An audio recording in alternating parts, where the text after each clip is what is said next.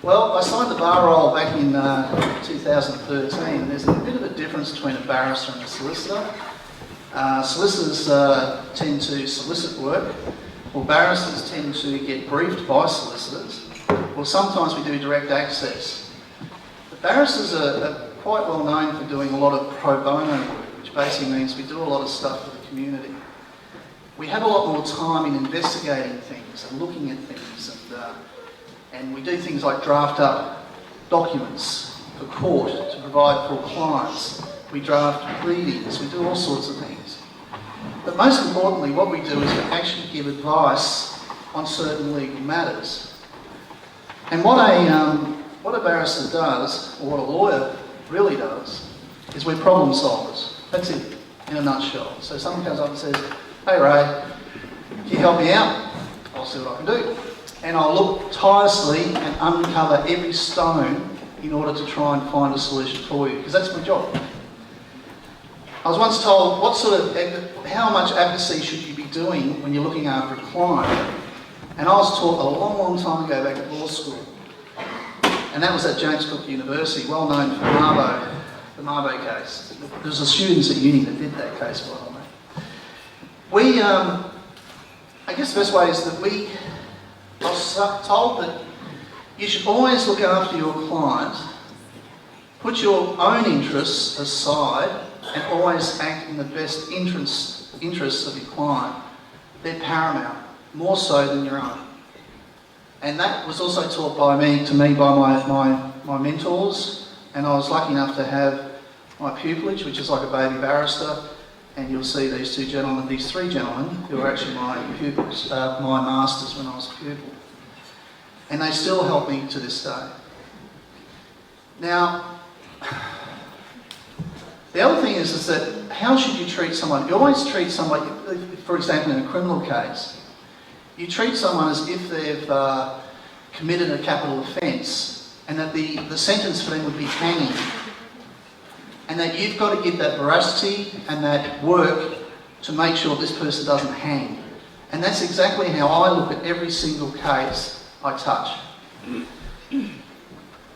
I'm known for working in extremely complex matters, as you can see there. A bit of a lateral thinker, so they say. And I rabble in very complicated and extremely hard basket stuff. Where it's been to other lawyers, and they can't, it's too hard for us, and it seems to end up in my lap. So, now, I've appeared in the High Court, okay, I actually have a practicing certificate to actually appear. I'm also got a practicing certificate for Tasmania, which also allows me reciprocal rights where I can actually act as a barrister in any other state.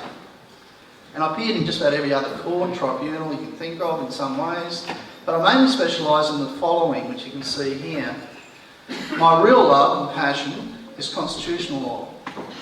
And I really love it, and I do a lot of immigration matters, a lot of helping out refugees. I recently just saved 10 children from being deported back to the Republic of Vietnam.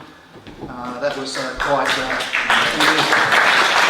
if they had gone back, they would have been more than likely killed. And just to give you a bit of an insight, their parents were in fact killed who deported them back here to try and get here. It's a long story, but it was a real complicated matter. I also specialise in appellate law, which basically means appeals. So anybody that goes through a case, the judge doesn't or the magistrate or whatever, the tribunal, doesn't like or makes a decision, and you're not very happy with that outcome, then you come to someone like me, and I then try and work a way of getting that back on track. Now, appellate law is a great thing, and everything that I do, I always think about when I'm doing a normal case. I always think and set it up in such a way that there's an appeal possible in the future. Always thinking that in the back of my mind. The contract law, criminal law, common law. Common law is beautiful. I collect very old books, 200 years old. I've got the original books that came in the colony of Australia, and I look at all the law since then all the way up. And I absolutely love looking at that sort of stuff. Riparian rights and old system title, I'll talk about that later. But the main one you see on the bottom there is electromagnetic radiation. I don't think you'll find many lawyers around the country that got that sitting on their profile. So that's who I am. And I've been doing pretty much I'll just explain how I first got involved in electromagnetic radiation and why I started doing it. And it's because of this beautiful lady. And her name is Joanie Watkins. And I don't know if anybody's been in the electromagnetic radiation community or the EHS community will know of this lady. Joanie came up to me quite a while ago, and we've been through a lot of battles together, and what I am today is the culmination of all those battles. And I haven't given up on her, okay, and I never will, until we've got this thing sorted, alright? Now, what I'm about to give you is that I'm about to explain all this about Joanie, but I'll get to that in a second. But everything I'm about to give you is, I'm going to give you a bit of a disclaimer, and that is that I'm not giving you advice, okay? You're not my clients, so I'm not giving you advice. What I'm doing is giving you some information. Now, if you decide to look at some of this information and use it to assist you in some way, to form some sort of opinion on where you want to go in any litigation or anything like that, then I would strongly suggest you go and see independent legal advice as to how you use it. And very, very important to understand that part. So this is really an information evening to explain that to you. Now I'll get into Jodie. Jodie, the Disability Advocacy Service gave me a call in Hobart, and they said they've got this lady who has an issue which I would like you to look at. Her name's Joanie Watkins, and she suffers from a problem called electromagnetic sensitive. She's sensitive to electromagnetic radiation. And I'm on the phone going, oh, okay, what's that? I've never heard of it before. Didn't even know what it was. And what I found was that I said, look, I'll do my duty. I'll have a talk to her and get to the bottom of it. I sat down with her and had a good chat, and she explained exactly her situation. But what was worse was when she was there, she was in a Wi-Fi environment in my office in Chambers, and I could see her physically getting sicker and sicker and sicker, and she was not putting it on. She was literally frying in front of me. And anyway, I sat down and had a good chat with her, and really wanted to get to know what this situation was. And I thought, well, I really need to know the facts. A lawyer always looks at facts, and I needed to find out what is really wrong with this poor lady, and how can I possibly help her. And what it was is I was going to build this a big tower right next to her property, and I think the best thing for you all to do is just to have a little listen first. She's trying to do some crowdfunding, but I just wanted to show you this little video, and that will sort of explain a little bit about this lady.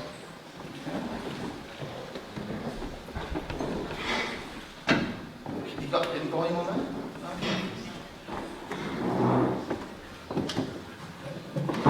Probably not.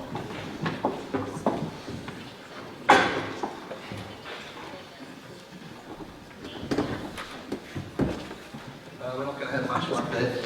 All right, what I'm going to do.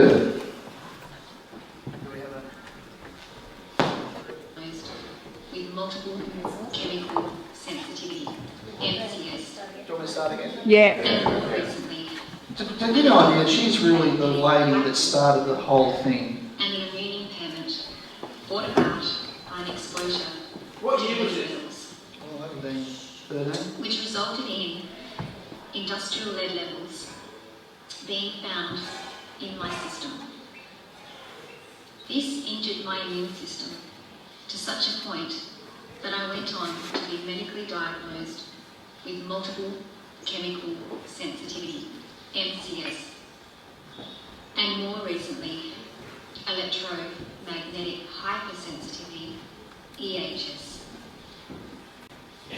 The management and treatment of these conditions is to create a suitable, low-toxic environment, avoiding many everyday chemicals, pollutants, and electromagnetic radiation (EMR) exposures, to allow the detoxification pathways not to be further injured, and to have the opportunity to repair.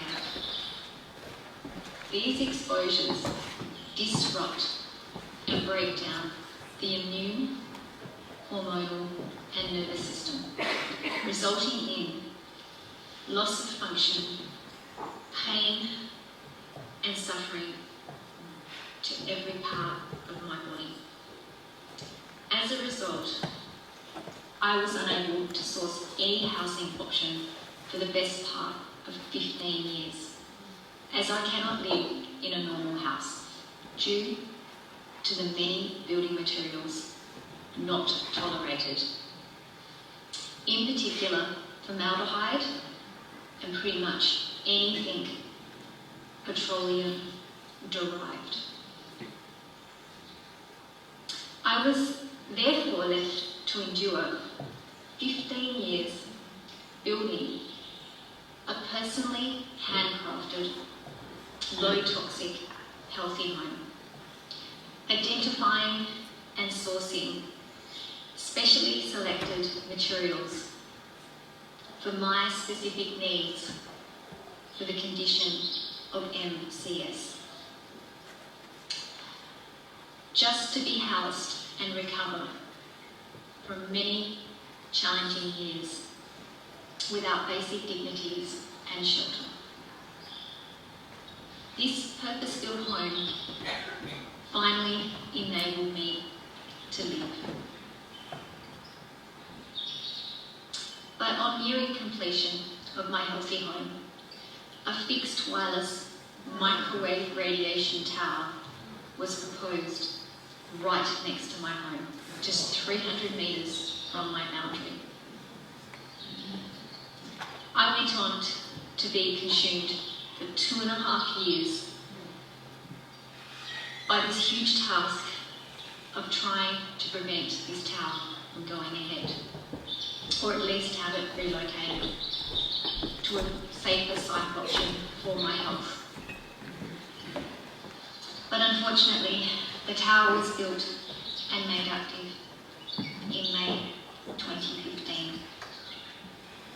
I was immediately forced to flee my home and lost all quality of life, now reduced to makeshift, deteriorating tent conditions. Every day, fighting for survival. Return visits back to my home can only be brief due to exposure, and are only ever done out of necessity. I always dread this painful ordeal. But after searching and exhausting all other options, I have gone on to find suitable safe land shielded from the radiation within a valley tucked within hills out of wireless traffic. Assessed and deemed suitable for all my health needs after 2.5 years investigation. This land has become my lifeline and the only way I know to survive. I am now in contract to acquire this safe land, with land settlement now extended to July 2018. However, I am at a shortfall of 40,000 to relocate my purpose-built home onto this safe land. This includes splitting the house into mobile modules, then a crane and truck for transport, with additional excavations of road upgrade to allow access into the new land, and clearing a house site. This is what I need to relocate from the other land. This is what the funds I am reaching out to raise are for. After 3 years displaced, my life up in the air, I am left bewildered, exhausted and depleted. Without house relocation funds come July 2018, I am with no other options. But with your help on this journey, I can relocate my purpose-built home and finally restore my life on safe land. Please help me establish a place of rest and relief from the radiation.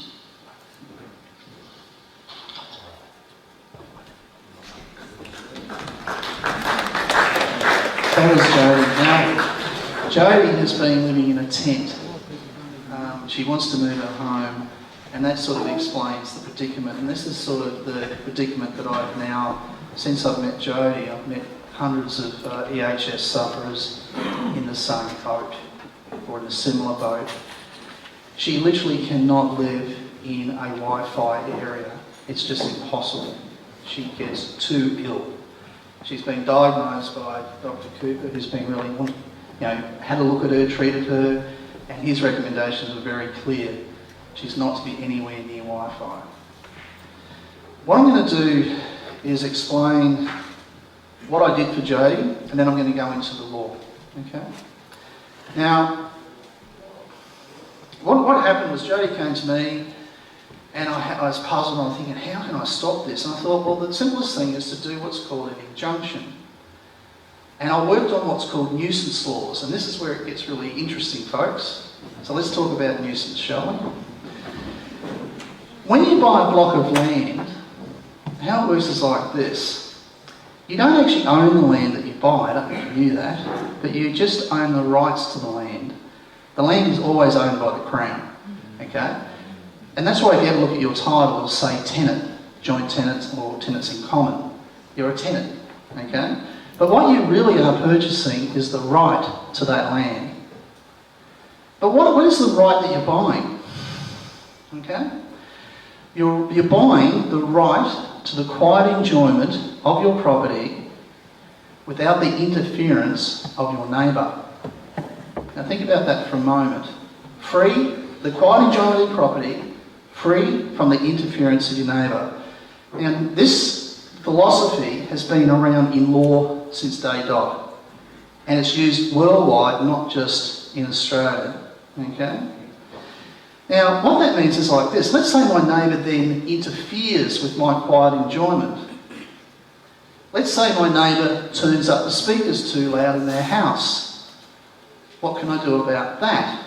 Well, I simply call up the police, they come around. You're creating a disturbance. You're making noise. You are interfering with the quiet enjoyment of your neighbour. Do not do it. Stop. Okay? If that doesn't work, they'll arrest them. There are codes in council bylaws that say you can't do that. And we call that a nuisance, when your neighbour interferes with the quiet enjoyment of your property. Now, let's have a look at smoke. Let's imagine you had a big bonfire at the back of your yard, and the smoke's sort of wafted over into your neighbour's paddock or into the neighbour's house. And that interfered with your quiet enjoyment. You had tingling eyes, and you sneezed and coughed. It'd be all right if it just happened once. But imagine they did it 24 hours a day. What would you do then? You then go to nuisance law, which means you go to the Supreme Court and you actually ask for an injunction, or you seek an injunction to have them stop. An injunct basically means stop. Stop. We're restrained. Now, what about golf balls? Let's say you go and build a property right next to a golf course that's been there for donkey's years, and all of a sudden you've just built your new development, you've got your house, you move in, you bought your rights to the land, and all of a sudden these golf balls start coming over your fence. Oh dear. What do you do then? Well, you simply go to the court, get an injunction, and it's stopped.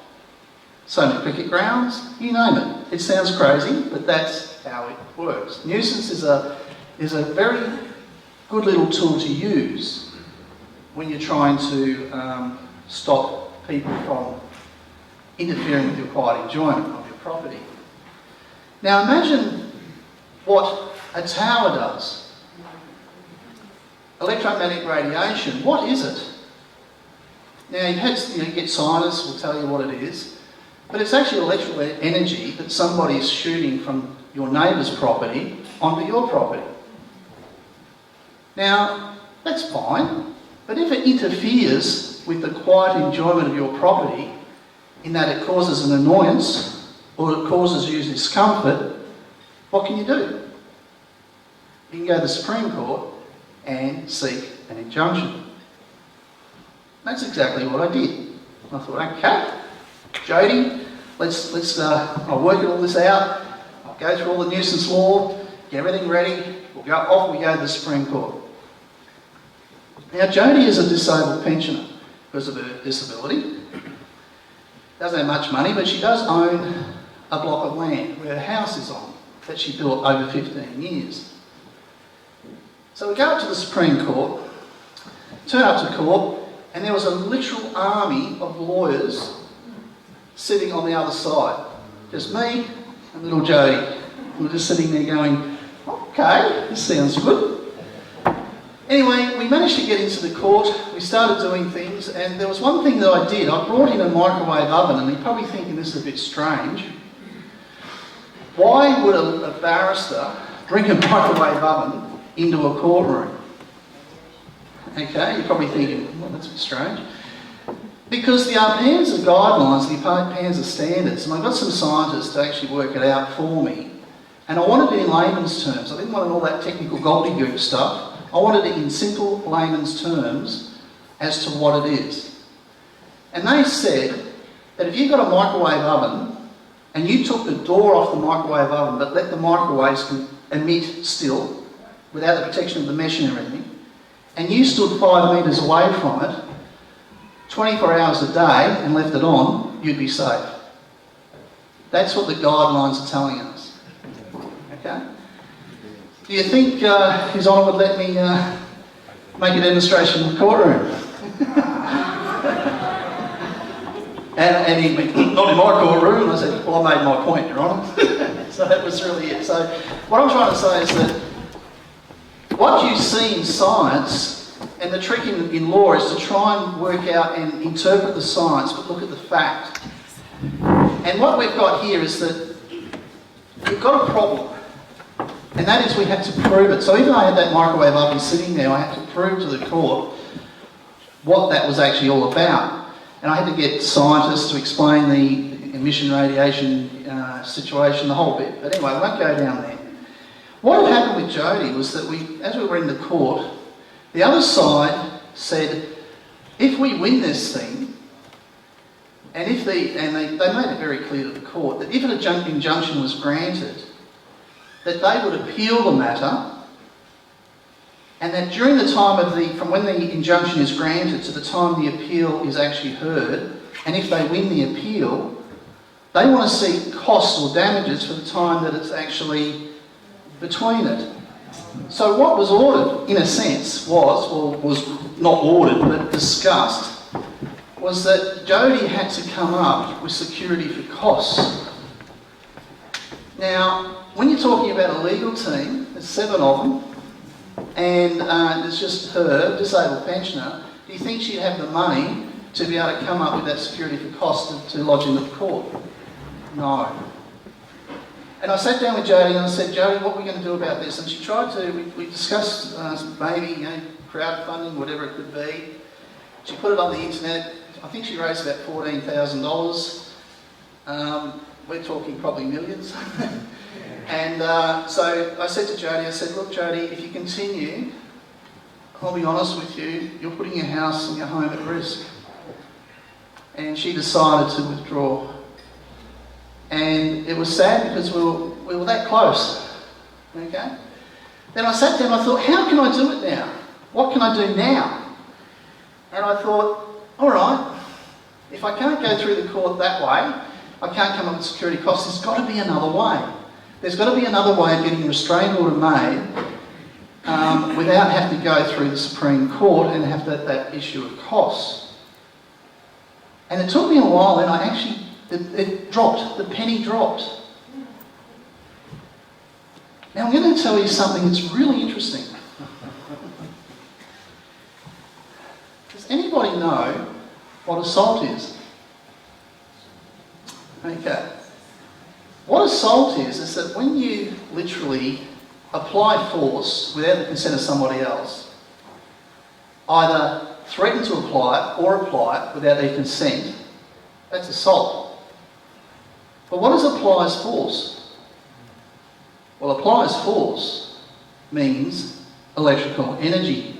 You can use electrical energy as a vehicle to apply force to somebody else. I went, whoa, when I looked at that. And there are different things that you can find in various states. And I'll show you the legislation so you can actually get a picture of where I'm coming from. And just bear with me, I'm just trying to get my...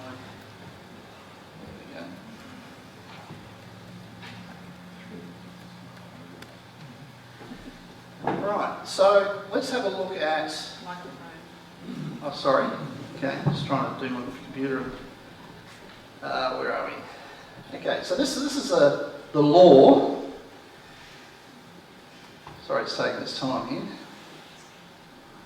Now, if you go to, in New South Wales itself, if you go to Section 61 of the Crimes Act in New South Wales, it says, whoever assaults any person, although not occasioning bodily actual bodily harm, shall be liable to 2 years of imprisonment.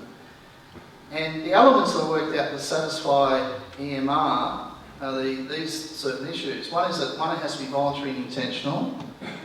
2, it has to be an act or a gesture. It has to be intentionally or subjective foresight, and I'll put some case law there. And it was a case of Bond and Ronnie. There's attempts or threatens to assault, to apply electrical energy, to a degree that causes personal discomfort. Now you're probably wondering, what's that? It's a personal discomfort, but I'll explain that shortly. It has to be without consent, and the person that's doing this has to do it with actual or apparent ability to carry out that threat. Okay? Now in the case of R and Burstall and R and Ireland, an assault is any act by which a person intentionally or recklessly causes another to apprehend immediate and unlawful violence. Now, New South Wales has got a lot of what we call common law, and it's not really codified like it is in other states. But what it says is that in Barton and Armstrong, it's considered what the element of immediacy requires. And it says there that if a threat produces an immediate fear or apprehension of physical violence, there may be an assault, although the complainant does not know when the physical violence may be effected. So let's have a bit of a think about that. Now, what I'm going to do now, just bear with me.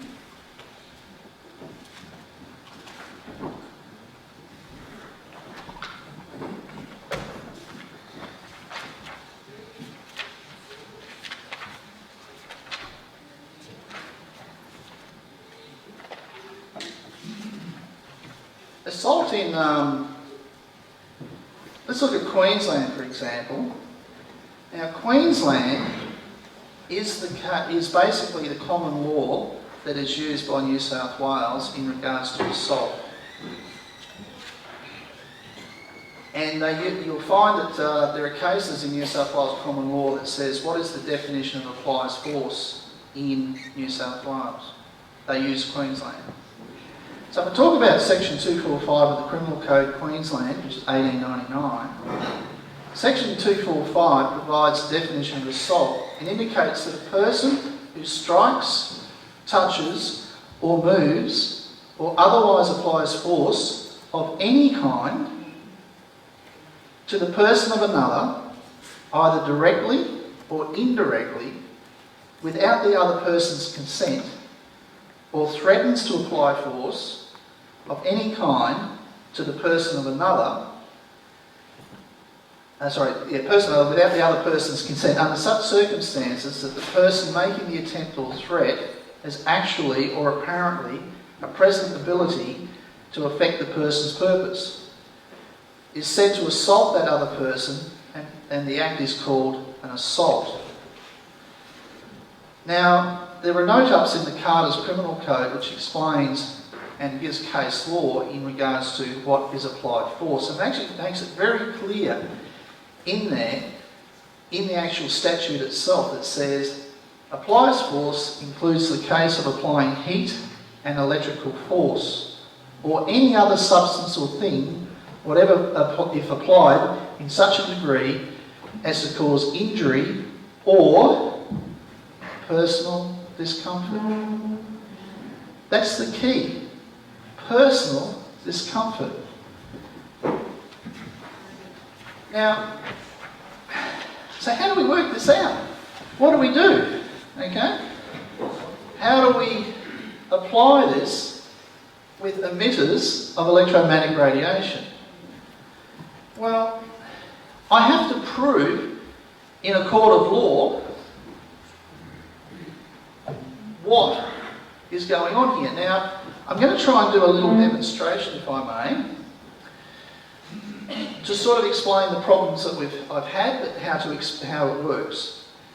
Now, Dr. Cooper explained and said to everybody that 1 volt per metre or under it, it's 1.5 I believe, is that right, Dr. Cooper? 1.5 and under is sort of a safe area in voltage terms. Anything above that is not good for you, okay? Now, I'm going to show you a quick video, and I think you'll understand that Dr. Cooper in his talk was talking about we being sort of like antennas, okay, that we sort of absorb the radiation that's around us. Well, I'm going to show you a little demonstration that I did out in the car park before I came in here, and we'll need the volume on that again.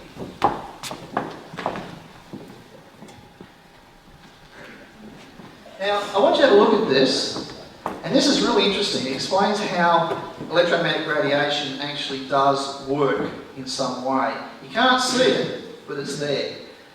Now, I'm in a car park, and you see in the background, you see a silver Mercedes sitting there, which is a friend of mine's car, which is Steve's, I believe. Thank you, Steve. And he kindly lent me his keys, and he actually showed me something which I thought was absolutely amazing. I said, I've got to use it in my talk, and here it is. Now, thank you, Steve. Now, this is to show that we are antennas to electromagnetic radiation. So I think it's self-explanatory when you see it. I'm doing this just before the conference today, and I'm just going to show how we as antennas, in some way, can actually absorb EMF and how it works with a car. What I'm going to do is I'm going to walk to the car, and I'm going to keep going back until I can't get a signal from my car, but then watch what happens when I put it to my head. Watch this. You stay back there. A bit bossy, typical boy. You can see it working. You can see the lights flashing there. You see it? Yeah. So keep filming me, because I'm looking at it. Yeah. not working now, for some reason. Okay, ready? I'm going to put it to my head and watch the lights.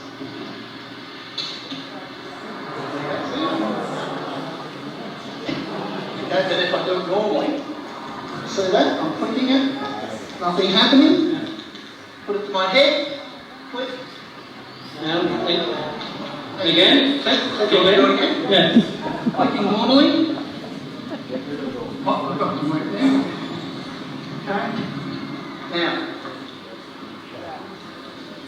Alright, I think I've made my point. Thank you. Okay. Thank you to Steve for that. So,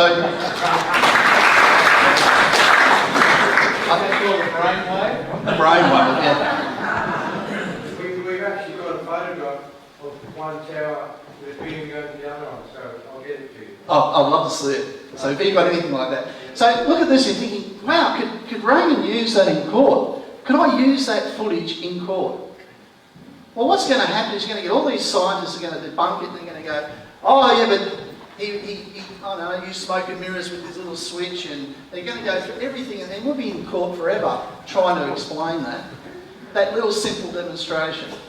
Okay? Now I've got another one I want to show you. I don't know how are we ready for that yet? What? With my phone? No, we couldn't get through the Oh, phone. okay. Can I have my phone back, please? Have I got it? Oh, here we go. Sorry, my apologies. I've got it here. Now, I want some volunteers to come to the front, and if I could get, I don't know, can I get 2 people who think they've got EHS or believe they've got EHS would be a way of putting it. So, would you like to come to the front? And someone else? I will. Okay. Would you like to come? Okay. And 2 people who believe, it's all about belief, who believe they don't have EHS. Could you please come to the front? All right. Okay. Would you can come? Anyone else? Yeah, come up. That'd be great. Thank you so much for volunteering. That's wonderful. Okay, folks. So what I've got here is a mobile phone, and what I've got on here is a little device that I got from JCar. Only cost me $27, and it actually works out EMF. And what I'm going to do is work out what we've got in this room right now as we're speaking, and I don't know if you can see it there, but what it's reading, whoops, I better turn it on. You can see it's reading 0, about 43, 45 volts per metre. Now, it's about 43, 29. Now, what is the safe one, Dr. Cooper? Less than 0, you want to be less than 1.5. Ideally, less than 1.5, folks. Okay, thank you very much. Okay, now, would you like to come forward? And I want you to act as an antenna. And I want you to touch the bottom of that antenna, please. And we're going to find out how many volts is going through her. Keep it away from your computer, I think. Okay, can you read that, please? 400. How much? About 400. About 400. 370. Thank you. Do you suffer from EHS? Okay. Can we get someone that doesn't have EHS or believes they don't have EHS? You believe you don't have it. Okay. So, here we go again. We'll just look at the output so far. I've moved it from that point on my computer to here. We're about 29. Okay, can you put your finger on the bottom of that? Can you read it out, please? 344. 344. Okay. Wow. Now you have EHS, is that correct? Do you believe you do? Okay, would you like to touch that? What is she? Went up to Went up to 422. Right. And we'll do the last lady. Thank you very much for volunteering, folks. If you could just put your finger on there. And what have we got there? It was 473, 348, 52.2, 340. Wow. Thank you very much. So I mean, I don't know how this works. Okay, I'm not a scientist. I wouldn't have a clue. I went and bought it from JCar just to give a bit of a demonstration to you. But do you think I could use that in court? No. Well, I could, but I'd have to have every scientist under the sun to explain it. And that's the problem. So I can explain that there's electromagnetic radiation coming from everywhere, but how do I explain it's coming from a certain carrier or a certain emitter? Well, the simple thing is, and I keep it simple, stupid is my motto. If we look at a phone, I'm not going to tell you what my carrier is, because I could get done for defamation on that point, but the simple thing is, if I went into court and got an affidavit from someone that said, I had my mobile phone at such and such's place, in this case Jodie's place, and I got 3 bars on my reception on my phone, that's telling me that they're emitting electromagnetic radiation onto my property. That's all I need. You get it? Okay. I don't have to have every scientist under the sun. Now, when you read all that stuff about Panzer, you read about IGNIRT, and the issue with Dr. Cooper going through everything and explaining it to you, and Vic explaining it to you as well in regards to the stats, etc. The normal person would look at it and think it's an absolute minefield. So, the reason that electromagnetic radiation doesn't seem to be working in courts in trying to get something up there is because the scientists don't agree as to what's going on. So I put a bit of logic together and I thought, well, I'm going to do some research for Jodie and I'm going to find the answer. And I found a case that set amazing precedents in this country. And it's a beautiful case, and I'll just find it for you. And a lot of you have probably heard of it before. And it's this one here, called McDonald and Comcare. It's a bit ironic, really, when you think about it, because Dr. McDonald was a scientist who worked for CSIRO. And he believed that he was suffering from electromagnetic radiation. Now, this was in the Administrative Appeals Tribunal, and in this particular case, I went through it and I found that there was an actual, I looked at it and I read it, and I realised that they were talking about electromagnetic hypersensitivity syndrome. Dr. McDonald was a worker who was complaining of, how can you say it, getting illnesses from, or getting sick when he was in front of the computer, using phones, Wi-Fi, you know, the whole bit. And he complained to his employer. They tried to fix everything up, but it got to a point where it couldn't work. It got that bad for him, and they tried to do trials and all this sort of stuff to sort it out, but it got him quite ill. So then he took Comcare to court, which is the Commonwealth. Now, what happened was he won. He won the case based on his electromagnetic hypersensitivity issues. Now, if I go to paragraph, where are we? Paragraph 6. Well, we're at the right. Just bear with me. Law's got just a lot of reading, a lot of documents. Okay. So Dr. McDonald was born in 1954, commenced working for CSIRO in 1994 as a senior research scientist.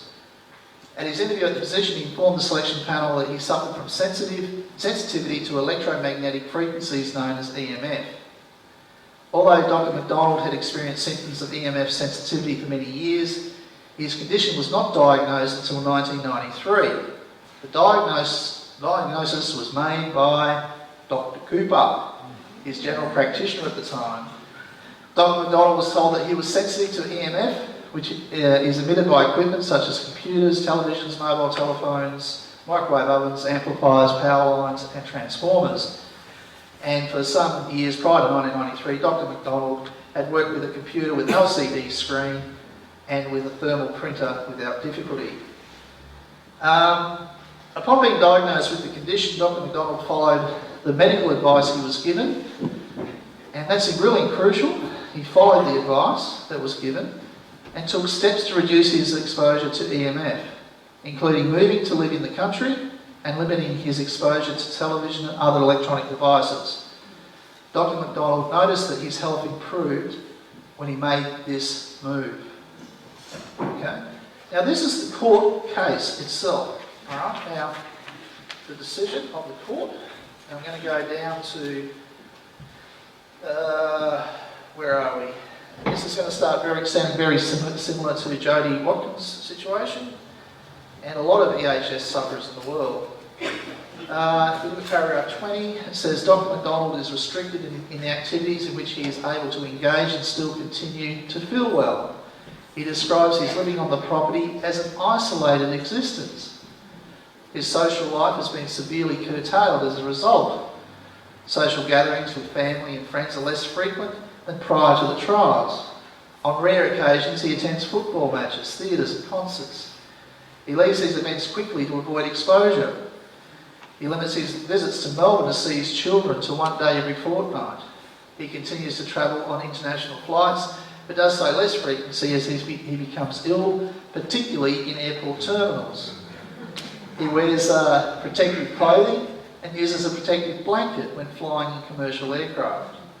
Despite these precautions, he continues to feel unwell when exposed to equipment such as mobile telephones and computers. And he describes his present condition as follows.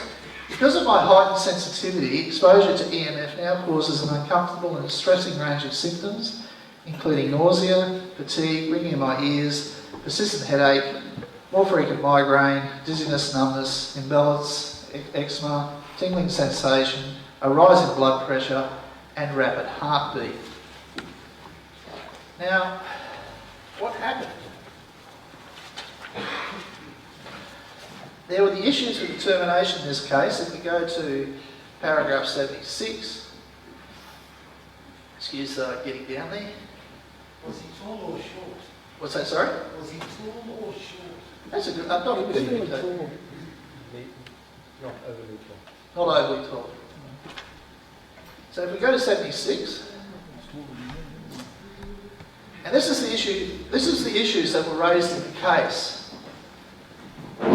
1. Has Dr. McDonald suffered an injury being an aggravation of an electromagnetic hypersensitivity syndrome in accordance with subsection 14(1) of the Act? If so, when did he suffer the injury? Has Dr. McDonald suffered an injury being chronic adjustment disorder with depressed moods in accordance with section 14(1) of the Act? And we're talking about the Workers' Compensation Act, but the old issue in this case was this. If so, when did he suffer the injury? If Dr. McDonald has suffered an injury, being chronic adjustment disorder, etc., has the injury resulted in permanent impairment in accordance with 245(1) of the Act? Has Dr. McDonald suffered an injury or injuries being migraines in accordance with the Act? And if so, when did he suffer the injury or injuries? And the reason it came down was this. Issue 1. Has Dr. McDonald suffered an injury within the meaning of subsection 14(1) of the Act? And the deciding issue was this, and it was found that Dr. McDonald suffered an ailment within the meaning of section 4(1) of the Act. If so, has he suffered an aggravation of that ailment? And if so, was the ailment contributed to a significant degree by Dr. McDonald's employment at CSIRO? And what happened here is that at the Administrative Appeals Tribunal, it was found, where are we? 78. I found that Dr. McDonald to be an honest witness.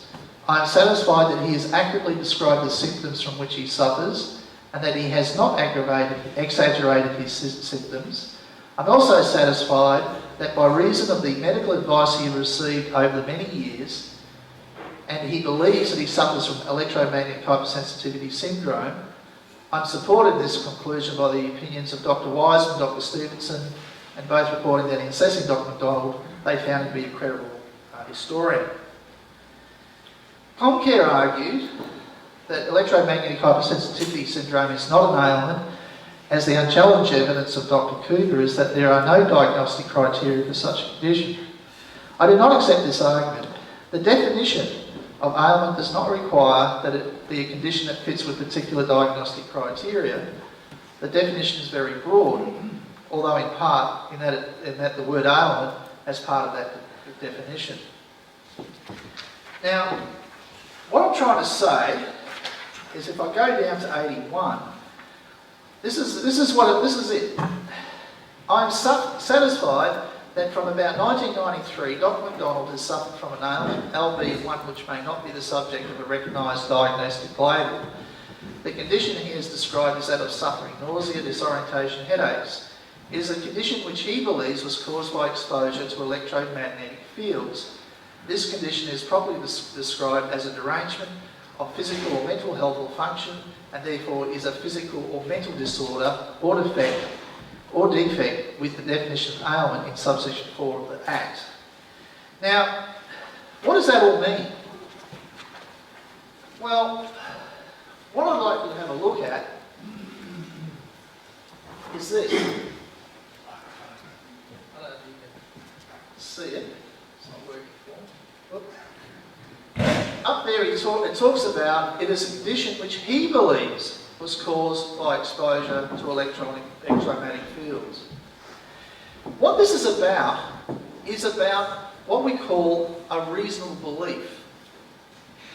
If a person believes that they have electromagnetic hypersensitivity syndrome or they're electromagnetic hypersensitive, then that is really what this case is about. If you believe that you have this, then you have an ailment. And you believe it's hurting you, then you have an ailment. And that's what this case is really saying. So how do we form a reasonable belief? Now what I showed you with those things in front of you, with the thing putting the key to my head and putting the other thing with the little device on the bottom and getting people to touch it, would that be a reasonable opinion? From me, just looking at it? No. The opinion has to be not subjective, but objective. Which means that, yes, I've got an opinion because every time I walk past some electronic devices or whatever, I start feeling sick. That's not how it works. That's not going to be enough to convince the court. So I have to then find something in order to make it objective. So who do I go and see? Do I go and see all the scientists that are banging their heads together? Or do I go and see a doctor? I go and see a doctor and the doctor comes along and says, oh yes, I've looked at your symptoms. I believe that you believe that, yeah, it looks like these symptoms are, from what you're saying, are caused by this thing that's happening. So I'm going to give you a report that says I believe that you are suffering from electromagnetic hypersensitivity and it's my recommendation to keep away from it. Now, if I've got that little document, have I got a reasonable belief that what I was thinking I had is real? And would a court accept that? And that's what McDonald and Comcare is saying. Okay? If you really want to understand what it means, in my opinion anyway. Okay? So basically what's happened is you go to the trick is if you think you've got some ailment, such as you think that this thing's hurting you or harming you, you simply go and see a doctor to sort of back up your belief. Okay? And once you've got that belief, you establish what we call a fear. A reasonable fear or a reasonable belief that this thing is going to harm you. So what do you do then? Okay. So once you've got this armed with this little document, you then have to let the emitter know that you have a doctor's certificate or a doctor's report that says, hey doctor, I've got this ailment. And my doctor said and recommends it and says that I shouldn't be anywhere near Wi-Fi or electromagnetic radiation. Can you do something about it, please? So if I went and had a little chat to an emitter, armed with my little letter, I said, excuse me, here's my letter from my doctor. I don't believe it, I believe it, but my doctor has substantiated that belief. There it is. Please stop emitting, or please stop threatening to emit me with your electromagnetic radiation. Now, if they disregard that, your notice to them, what happens then?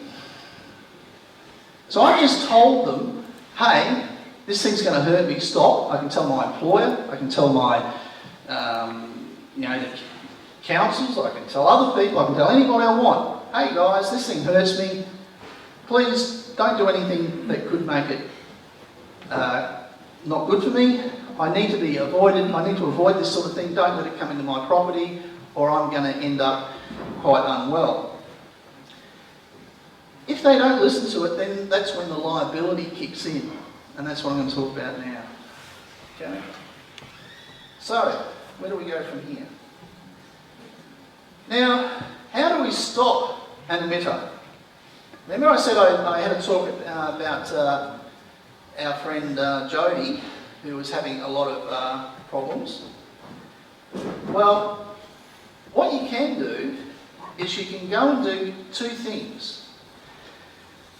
You can either get what's called an apprehended personal violence order or a peace and good behaviour order.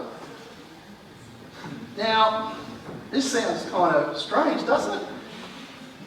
But that's the reality of it, okay? When you're subjected to violence in a family violence arena, an apprehended family violence order and a peace and good behaviour order is very similar. They're all about restraining somebody from hurting you or harming you. And the only level you have to come up with is a reasonable fear. Because that's the criteria for all of these. That you believe and you have a reasonable fear that they're going to harm you by putting those electromagnetic radiation against me. I'm going to restrain them. I'm not going to go to the Supreme Court and get this huge injunction. I'm going to go down to the little court and I'm going to go and fill out a simple form. And we can do that in New South Wales, for example, with these little documents. Okay? Now, let's have a little look at this flow chart. And let's have a little read of it. You look at the start of it, you'll see on the left-hand corner that you fear someone, the defendant. So what do? Well, you can either go to the police, and can you imagine if you went up to the police and said, "Excuse me, police officer, I've got an issue. Can you please do something about it?" Are they going to do anything about it? Well, that's up to them. Hopefully they will. They may not. If that doesn't work, you can go to the local court and apply for an ABO to protect you. And you can get an ABO kit at the actual courthouse and just ask one and I'll hand it to you. And once you've done that, the Chamber Service, or sometimes it's called the Registry, will accept the application and it's sent to the police to serve on the defendant. Or they can also refuse it. The police officer then serves the application on the other party, and off you go to court to have your matter heard. Now, in Queensland, which is where I really want to go, we can do what's called a peace and good behaviour order. Now, these are actual orders that I've done in the Queensland court. Okay? And we'll start off with it. How does it work? Well, first of all, I have to do how can I explain this to you? I have to get one of these things, which is called a complaint. And on the bottom of the complaint, you'll have a summons. Now, if I go down a bit further, you'll see in this case, there it is, the summons. Now, what a summons is a summons for the other party that you're complaining about to come to court and face the consequences. Alright? Now, in this case, it was against an emitter of, I can't say their name, but it was an emitter, okay, of electromagnetic radiation. Quite a large company, I might add. Now, what we had to prove before we went there is we had to prove to a justice of the peace that we had a case. So first of all, it had to be vetted by the justice of the peace, would actually look at our affidavits, look at our complaint, and then go, okay, yep, I think you've got a case. I'm now going to stamp an approval and sign a summons to summons the other party to come to court. And that's the process that is used in this case in Queensland, was basically filled out a complaint form, went and had a chat to a justice of the peace, and they thought, yes, well, the peace has been broken, we're going to go and sort this out. And there's actually an act called the Peace and Good Behaviour Act in Queensland, called the Queensland Good Behaviour Act 1982, and we also have regulations in regards to that act. So that's what we did. We filled out this complaint form, went to a Justice of the Peace, got the summons, served the summons on the other side, and guess what? They had to come to court. Hello, and they came. Now, if you have a look at the complaint itself, let's have a little read of it. In the state of Queensland, the defendant has threatened, 1, to assault or to do bodily injury to the complainant or to any person under the care or charge of the complainant, to procure any other person to assault or do any bodily injury to the complainant or any person under the care or charge of the complainant. Forget about the destroy, damage and stuff yet, but the whole issue is this. What we did in this case, a lot of times you have emitters where there's not one of them, there's a whole gaggle of them. Okay? And you'll have a PR company that'll come along and say, okay, we're just the PR guys, we're doing the espousing and sort of trying to promote this product that we're trying to build a tower or whatever it might be. And then you have councils that are approving such a thing, okay? And then you have the person that constructs the tower, and then you have the people that are actually going to use the tower to emit. Then you also have the landowner who actually owns the land where the tower is placed on. Now, all of them are aware of this tower going ahead, and they're all aware of its purpose. Now, if they're aware of a tower going ahead and they're aware of its purpose, they all, under the Queensland Criminal Code, are liable. Every one of them. So what that means is they're all joining what we call a joint enterprise, or what we call a common purpose. And that's actually a crime. And it doesn't matter how much they know about it, as long as they roughly know that the end result is it's going to commit an assault on someone, then they are liable. Okay? So let's keep going. Now, So what when it's not on private land? what's that, sorry? When it's not on private land? So if it's not on private land, Yeah. well, they're still assaulting, technically. You can do something about it. Yeah.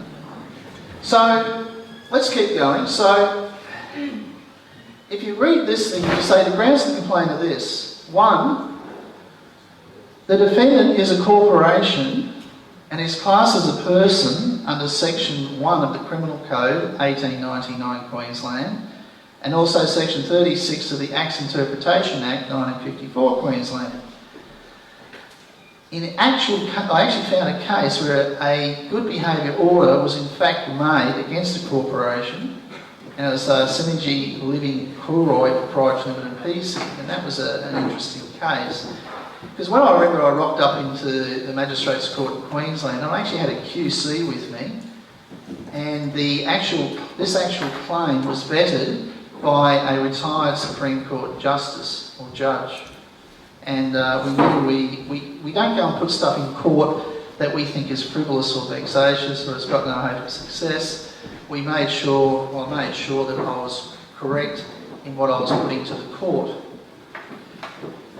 On about 23rd of March 2015, I became aware that the defendant, in conjunction with this company, and this company, and this company, had formed the common intention, in conjunction with each other, to prosecute a common purpose to install and operate a mobile telecommunications facility known as, and I'm not explaining it there, to be situated at on the land or premises owned by such and such as trustee for whatever, and collectively we called it the joint enterprise.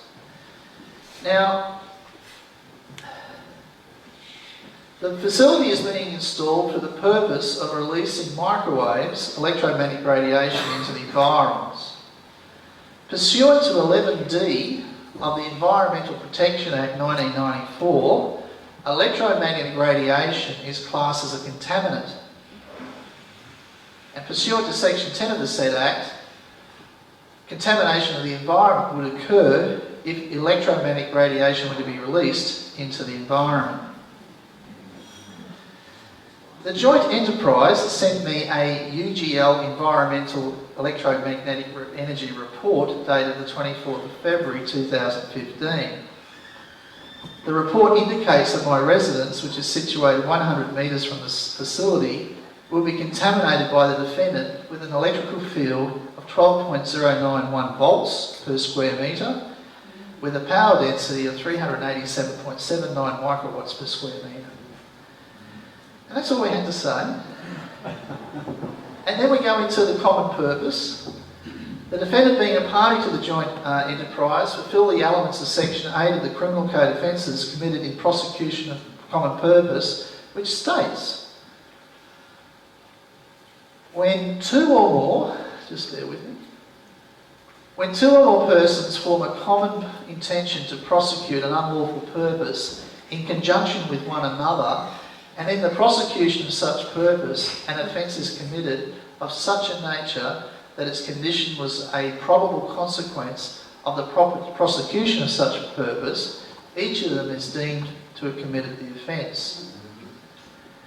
The defendant fulfils the element to form a common contention in that evidence of express agreement to establish the existence and scope of a criminal common purpose is not required. It may be adduced from all proven circumstances. Furthermore, the common purpose may alter and broaden over time, and there's some cases I use there. In McAuliffe and R, the High Court held that the understanding of arrangement amounting to an agreement need not be expressed and may be inferred from all the circumstances. The defendant fulfils the second element in the offence committed in the prosecution of common purpose. And the subjective test in this point is that it may well involve an accused person in criminal liability for an act which is a probable consequence of the execution of the common purpose to which he is a party. Because if the act is a probable consequence of the execution of the common purpose, there is evidence from which a jury can conclude that it was within the party's contemplation.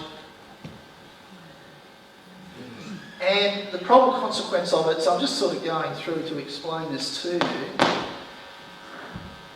The defendant also fulfills the third element, probable consequence of the prosecution of the common purpose. Sorry.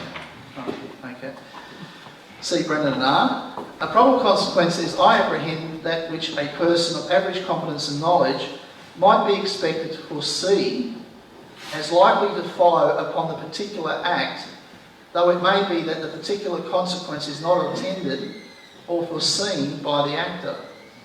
So what that means is that all these people can join in to build something and to start emitting EMR that's going to assault somebody else, and a person with average competence and knowledge might be expected to see in the future or likely follow up on that particular act, though it may be the particular consequence that is not intended or foreseen by that person. So what that means, folks, is that we can get people for common purpose. Okay, so then you've got control. The defendant as party to the joint enterprise has exercised its control of the land via a land access and activity notice issued to the landowner pursuant to Section 484, Schedule 3 of the Telecommunications Act. There was a warning notice that was issued, and I'm going to read this warning notice because this is the crucial thing. Whenever you want to try and... Remember I said you've got to show that little doctor's certificate to the emitter? Well, that's exactly what we did here. We drafted up a warning notice and it was sent out to these people and corporations. On the 23rd of August 2015, I sent each member of the joint enterprise a warning notice, and contained within the warning notice, I had stated that I did not give consent to them to release electromagnetic radiation onto my residence or upon my person. Also, each member of the joint enterprise had been placed on notice that I had been diagnosed by 2 medical doctors or practitioners as suffering from electromagnetic hypersensitivity, and that increased electromagnetic radiation exposure, if emitted from the defendant's land, would highly likely endanger my health and be most detrimental to my health and well-being. Because that's what the doctors wrote in their report. Okay? The warning notice I sent to the joint enterprise included copies of letters from 2 medical practitioners, one from Dr. who diagnosed me as having electromagnetic hypersensitivity syndrome, and stated in his report that it has come to my attention that a mobile phone company proposes to erect a tower within 130 metres of her home. It is highly likely the additional emissions from the close proximity of this proposed tower would further endanger her health due to her heightened sensitivity. The other one, from the other doctor, provided a warning to me that such and such has found it necessary to sleep under a protective canopy and to use numerous other protective devices in her home. She is quickly distressed when away from home and exposed to electromagnetic radiation. She battles with fluctuating fatigue and even cognitive problems when exposed to these radiations. It is in my view that further or increased exposure would in balance mostly be detrimental to health and well-being. Then the 14th paragraph is very important. Thus the defendant is acutely aware that I have a constitutional defect called electromagnetic hypersensitive syndrome, or electromagnetic hypersensitivity, probably more correct now that I've looked back at it. But there you go. Then we talk about the guidelines, the ARPANSA guidelines. Gosh, I think they're great. I know you've had everybody bagging the ARPANSA guidelines, but they actually help us in our situation. So let's talk about the guidelines.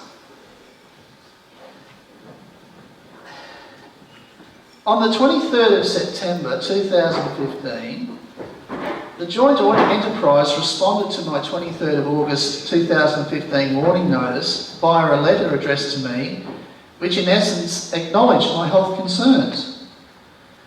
The response was that it was merely complying with the Australian Radiation Protection and Nuclear Safety Agency safety guidelines, as stated the standard radiation protection standard maximum exposure levels to radio frequency fields 3 kilohertz to 300 gigahertz, radiation protection series number 3 ARPANSA standard, and therefore it could release electromagnetic radiation onto my land. Now, that's the standard, folks, this thing here. Now, if you ever get a chance, grab it and look at it and actually read it. Which I did. And I'm going to read this to you. The objective of the ARPANSA, now, the mission of ARPANSA is to provide the scientific expertise and infrastructure necessary to support the objective to protect the health and safety of people and to protect the environment from the harmful effects of radiation. That is found in Section 3 of the Australian Protection and Nuclear Safety Act 1998, known as the ARPANSA Act. Now, the ARPANSA Act is what Parliament put together, and it was the intention of Parliament that said that we're setting up ARPANSA and you are a regulatory body and your job is to do this. We don't care what you do, but you've got to do this. You have to protect the health and safety of people and to protect the environment from the harmful effects of radiation. That's their objective. If they don't comply with that objective, what are they doing? They're acting outside of their regulatory power. They can't do it. they have to comply with that objective. Now, this is really interesting, folks. At the front of it, we have what we call a forward in these things. And the CEO of the Panzer at the time was Mr. Lloyd. And he adopted the current Panzer standard on the 7th of May 2002 and wrote the forward to the standard which says, and I'm going to find where it says this. Right here, there's the forward, and I've got it here on the screen for you. It is recognised, that's what it says here. I'll read it to you. It is recognised that the standard does not operate in isolation from the legal framework within Australia. Relevant Australian occupational health, safety and environment laws provide an obligation on employers and the designers, manufacturers and suppliers of plant or equipment to ensure that their activities or their plant and equipment do not represent a risk to the health and safety of their employees or third parties who may be affected by them. In effect, such laws require relevant parties, and this is the important bit, to continually assess and improve the safety and health impact of their activities. What that's really saying, folks, is these are purely guidelines. What that says to me as a lawyer is if you're aware of a risk, you're to adjust your activities accordingly. That's what that says, in my eyes. Okay? Now, there's a bit of a smoking gun in here as well. If we go to paragraph 41,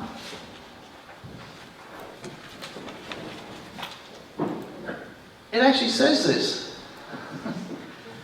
And I'll just read what I've got here, what I've said in the thing. It says, at page 41, paragraph 2 of the APANSA standard, it warns that exposure to frequency electromagnetic radiation has caused neurological effects, particularly diastasis, I can't pronounce it, abnormal sensations on some people, and that these effects have been reported as being transitory in some and long-lasting in others, that only a small portion of exposed persons develop these symptoms.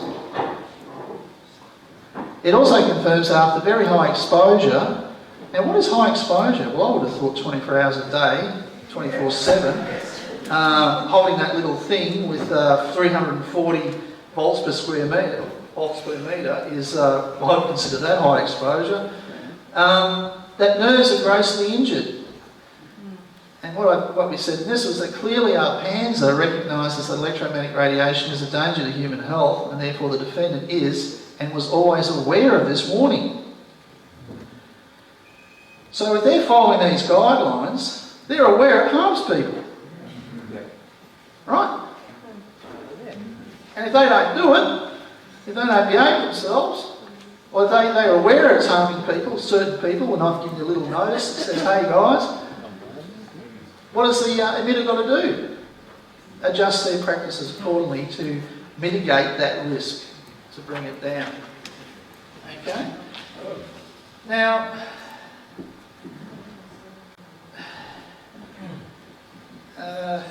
so that's that. So that's really, out of all of that, those two paragraphs. Cool. All right. Now, simply following the standard does not remove the defendant from its duty of care if it knowingly and intentionally fails to adequately address the health and safety risk. The onus is on the joint enterprise to assess and improve the safety and health impacts surrounding its activities. Now, threatening violence. Violence can be done with a threat. Now, a good example, can I use you as a volunteer just to explain that? Violence or assault can be simply a threat. If I say, I'm going to punch your lights out, and I'm capable of doing it, or you believe that I'm capable of doing it, it's how you feel, okay? Do you think I'm capable of hitting you if I said I was going to hit you? Yeah. Right, and if I said I'm going to hit you, Worried. You'd be worried. Well, that's enough, isn't it? That's an assault. But he obviously consented, so you did, didn't you? You did. That's an assault. I don't have to actually physically punch them. I can threaten to do it. A threat is still violence. Okay? And let's hear this. On the 27th of October 2015, I became extremely frightened and left in dismay, fear and alarm due to the joint enterprise failing to heed my warning notice and thereafter causing to publish an announcement in the Radio Frequency National Site Archive Community Consultation webpage, putting the community and myself on notice that the installation of the facility will proceed. On the 2nd of November 2015, I became even more frightened and alarmed when I received an email from my neighbour who stated that regretfully I advised I've just noticed the sole tradesman has been busy lining the basement room and making holes in its walls.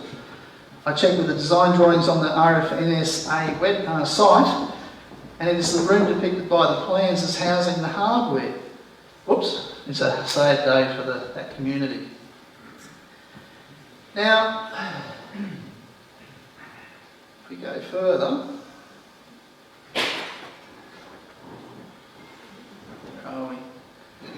On the 11th of January, so she just goes, in this case, going through what sort of showed that they weren't listening to her. Every one of these actions was a threat. Okay? They clearly knew she had it, she could see what was going on. These are the threats. The acts have caused me, these acts, or actions, have caused me to become extremely frightened, and I fear that the joint enterprise will proceed to contaminate my person and property with electromagnetic radiation, which I fear will cause bodily harm to myself and cause me property damage. Now you're probably wondering what bodily harm is. Now, take my word for it, bodily harm, the definition of bodily harm is simply, to the lowest level, is discomfort. You only have to prove this discomfort to have bodily harm. And what could be better than being discomfort when you're living in fear? Okay? So if I'm scared of it, that's causing me discomfort. Okay? Alright, that just sounds crazy, but this is how it works.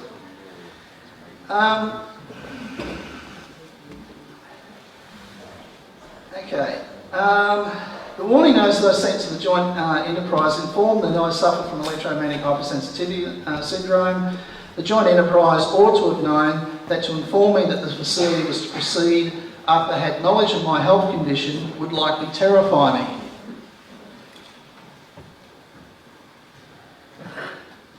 Here we go.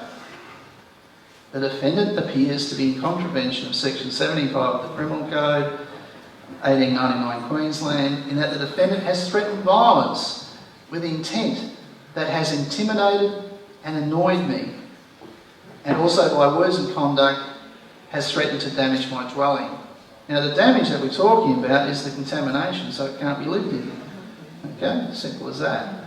Now, in Jodie's case, that's very clear. Okay. Now, the words are very carefully crafted and drafted there because the words intimidated and annoyed are actually in the code. In regards to that. So that's why they're drafted in such a way. This is the tool, folks. This is the key to set your to get you to if you wanted to, or to get some legal advice on it. Be a better way of putting it. Now I'm going to read this to you. We assisted the... Whoops. What's going on here? Whoops, we're having dramas with the feed. Is that better? Okay. It's a bit hard with this mic, sorry. Alright, now, in R and Hayes, 2008 Queensland Court of Appeal, 371, it says this about threatening violence. Threatening violence would arise in this way, that the Criminal Code says that it is a crime to do an act likely to cause any person in the vicinity to fear bodily harm or damage property with intent to alarm a person. The concept that is involved in this is that if someone intended to cause harm, cause alarm, or which simply means give a significant fright to somebody, that they did an act that was likely to cause any person in the vicinity to fear bodily harm, to any personal damage to property, they would have committed a crime. That's a court case that says that. Okay? Then we go to the next one. In McDonald and others, in the CFMEU and others of 2004, Victorian Supreme Court 289, it was held that it is enough that the defendant's aim was to frighten, terrify or alarm the victim, provided that his conduct was of a kind reasonably capable of terrifying a normal person, or was known or ought to have been known to him to be likely to terrify the plaintiff for reasons special to him. So in this case, the reason special to her, I've got electromagnetic hypersensitivity syndrome, folks. I've got a doctor's certificate, leave me alone. Is that special? Yes. Okay.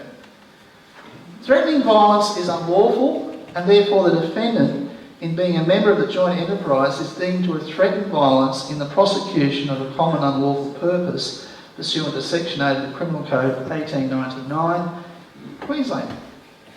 Now remember, this was put before a Justice of the Peace first, before it was actually, before they stamped the summons to allow it to be filed. Justice of the Peace, I don't know if you knew it.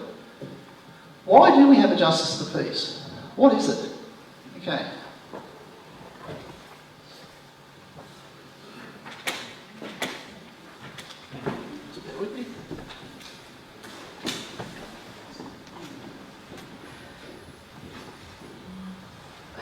State and territory governments are mandated by their constitutions to legislate for the very first word, for peace. Order is the second one, and good government is third of their jurisdictions. So what's more important, folks? Good government, order, or peace? Peace. Thank you. Okay. That's what the state governments and the governments are supposed to do when they enact acts, is they're supposed to do it for the peace, order and good government of the jurisdictions. The very first, I've got a wig, I collect wigs, I don't know if you knew that, I collect barrister wigs. And I've got the very first prosecutor, I guess you could say in the colony of this lovely country of ours. And that prosecutor was known as a clerk of the peace. They're now just simply called prosecutors, okay? But they're a clerk to uphold the peace, not uphold the order or uphold the good government, uphold the peace. Then we have justices of the peace. What are they? Okay?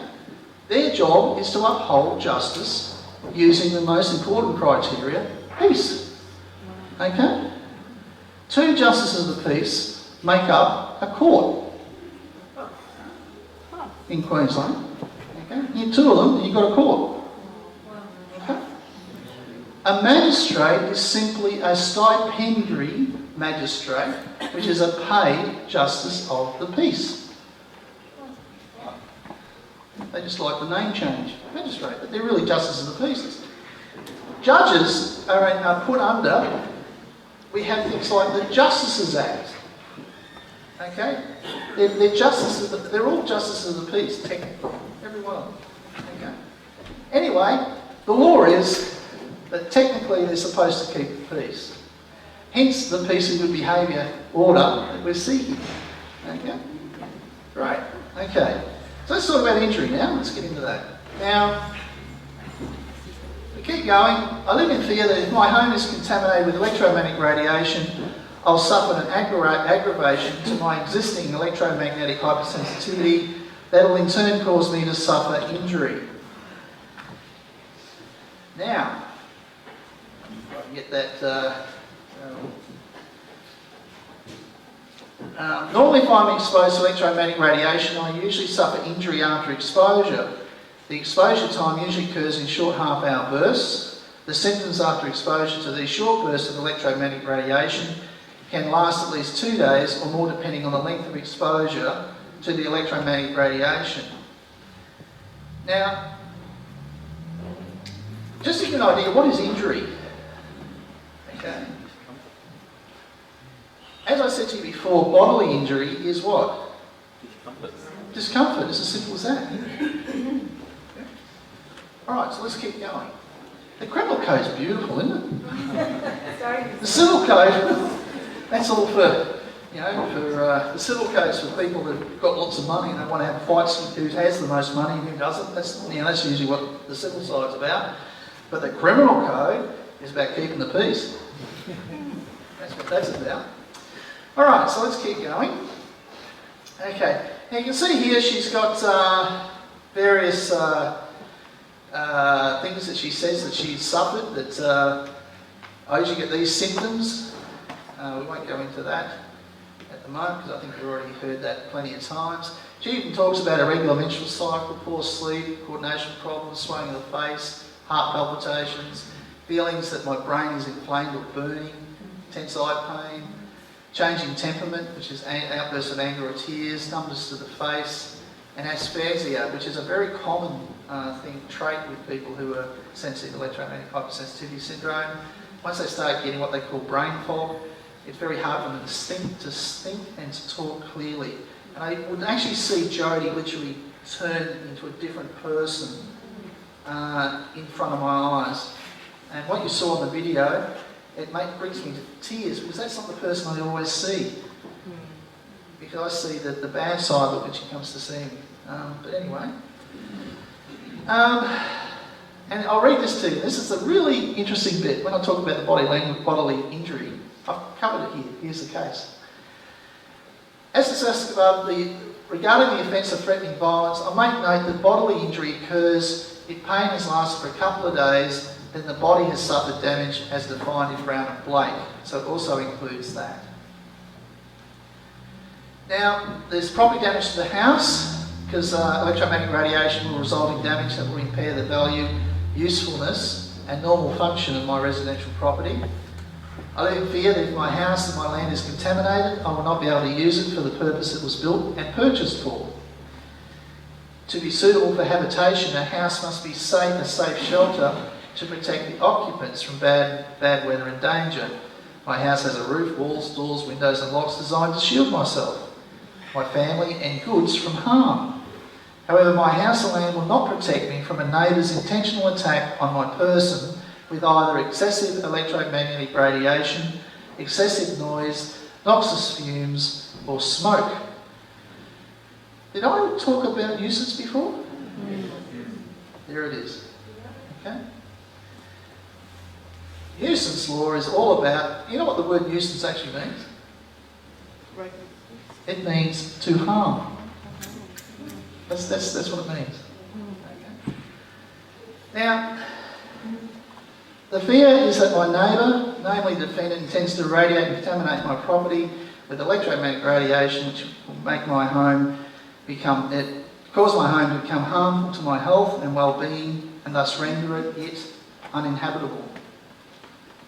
As an occupier of land, I have the legal right to the enjoyment of the land without the interference of neighbours, such as the defendant, and I fear that the defendant, as a member of the joint enterprise, intends to create an unlawful nuisance against me. Now, there I've said it here. I knew it. Here we go. The word nuisance has origins in the late Middle English in the sense injury or hurt, and also from Old French hurt, from the verb noir, from Latin nocere, to harm. I fear that the defendant will interfere with my enjoyment of my land by applying force against my person and my land in the form of electrical energy which will cause me to suffer harm and damage. And what I've just said there to a lawyer or to a judge, that's assault. I am in fear that I'm able to defend and shield myself against harm intended to be inflicted upon me by the defendant. To shield the house of my dwelling from the defendant's attack to some degree, so you have to sort of show that you can mitigate your circumstances, which basically means you've got to show that you can shield yourself or protect yourself in some form. So, to assist the court in some way. So to shield the inside of my dwelling from the defendant's attack to some degree, it's estimated by a building biologist that it will cost me about $74,390 to have it shielded from the proposed electromagnetic radiation. The shielding will consist of shielding paint, HSF54, which is a specialist carbon-based paint with an acrylic binding agent, grounding plates with GE, earthing cables, earthing stakes and grounds, rods, etc., and window film. Now this is the best bit, folks. To enable me to enjoy the outside of my home. How many here have got acreages? Yay! So do you think your quiet enjoyment just doesn't confine the four walls of your house? No, it means the whole property. I want to walk down to the back to feed the chooks, and I don't want to be irradiated, thank you very much.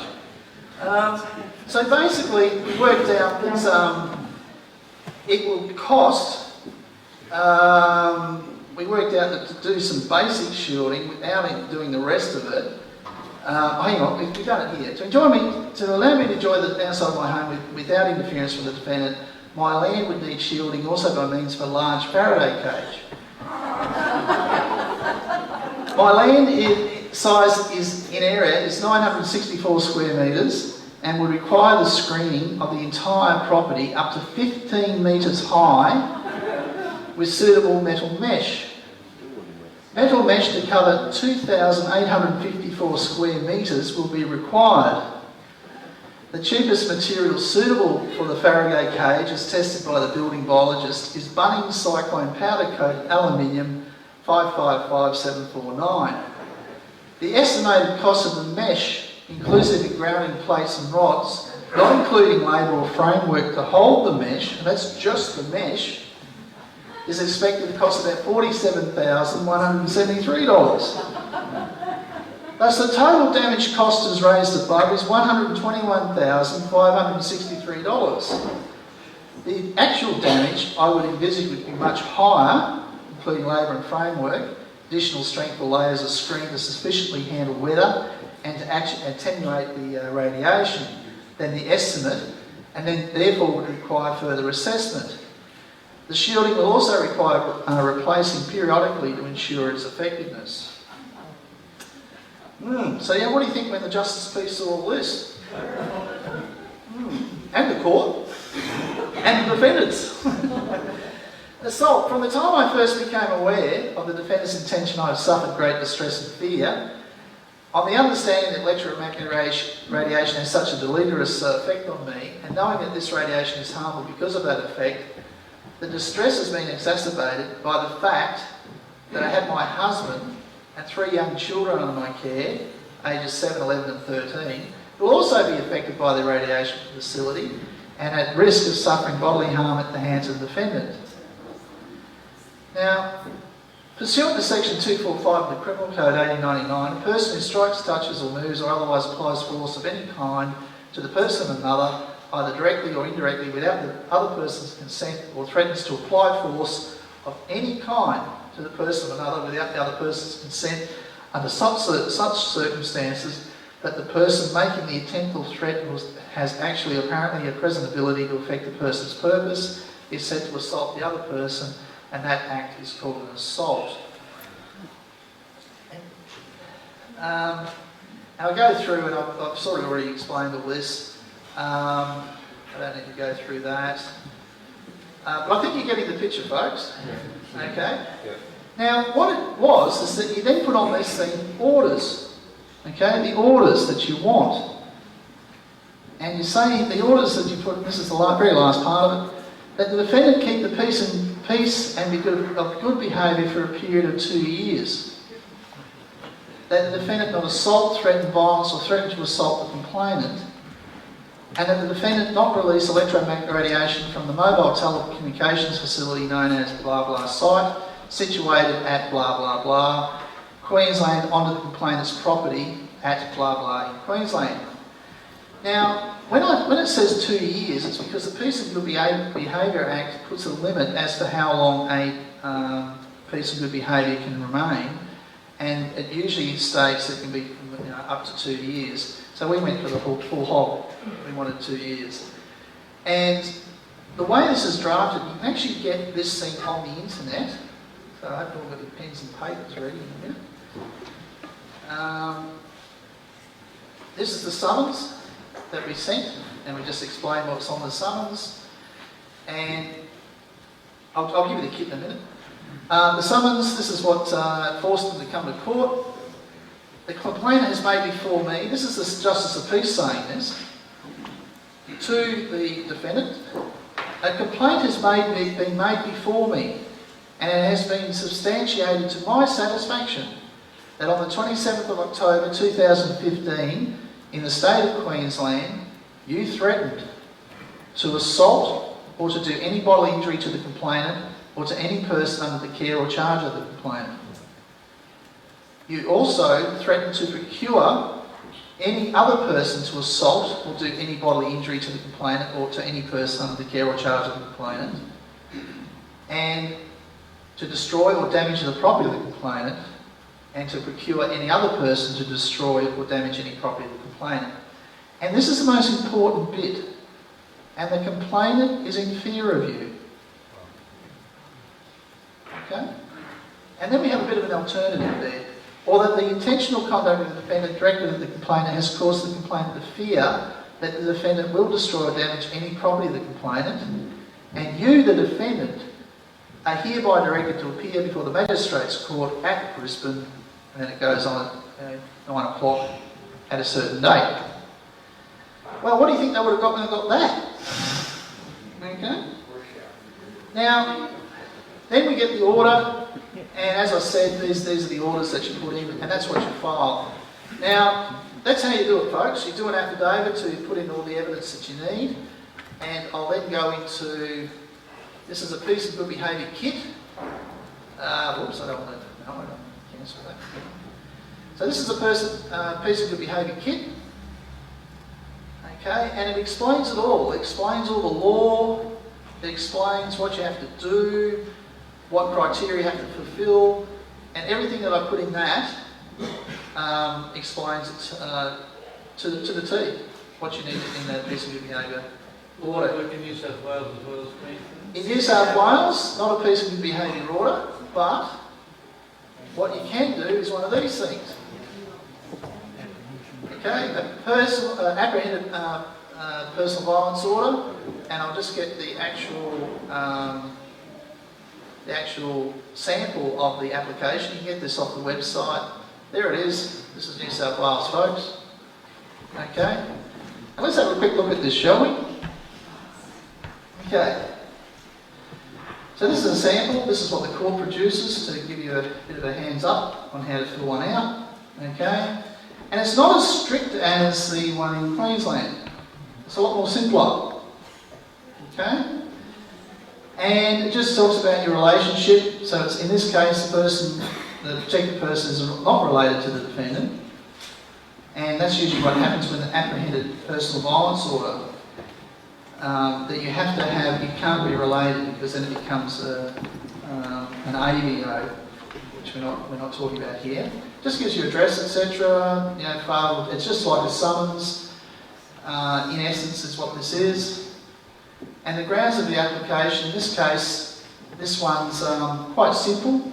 The applicant relies on the following grounds. This is not to do with electromagnetic radiation, but it just gives you an idea of what we talk about threats. Okay. The applicant has recently migrated from Africa and moved into a house located at this address. The defendant resides at another address. The defendant's been doing a lot of work around his house, and the applicant has found some building rubble and garbage thrown over the fence into his yard. Is that a nuisance? Okay. The applicant has approached the defendant on numerous occasions, asked him to keep his rubbish on his property. The defendant has continued to throw rubbish over the fence into the applicant's property. On the 3rd of November, whatever date it was, the applicant received an anonymous letter containing numerous threats to him, his wife and their property. The applicant believes it was the defendant who placed this letter in the letterbox, as every time he leaves the house, the defendant comes out of his house and yells at him and threatens him. The applicant feels threatened by the defendant and is fearful for his safety and the safety of his family. The applicant would like the court to make an apprehended personal violence order. That's it. Okay?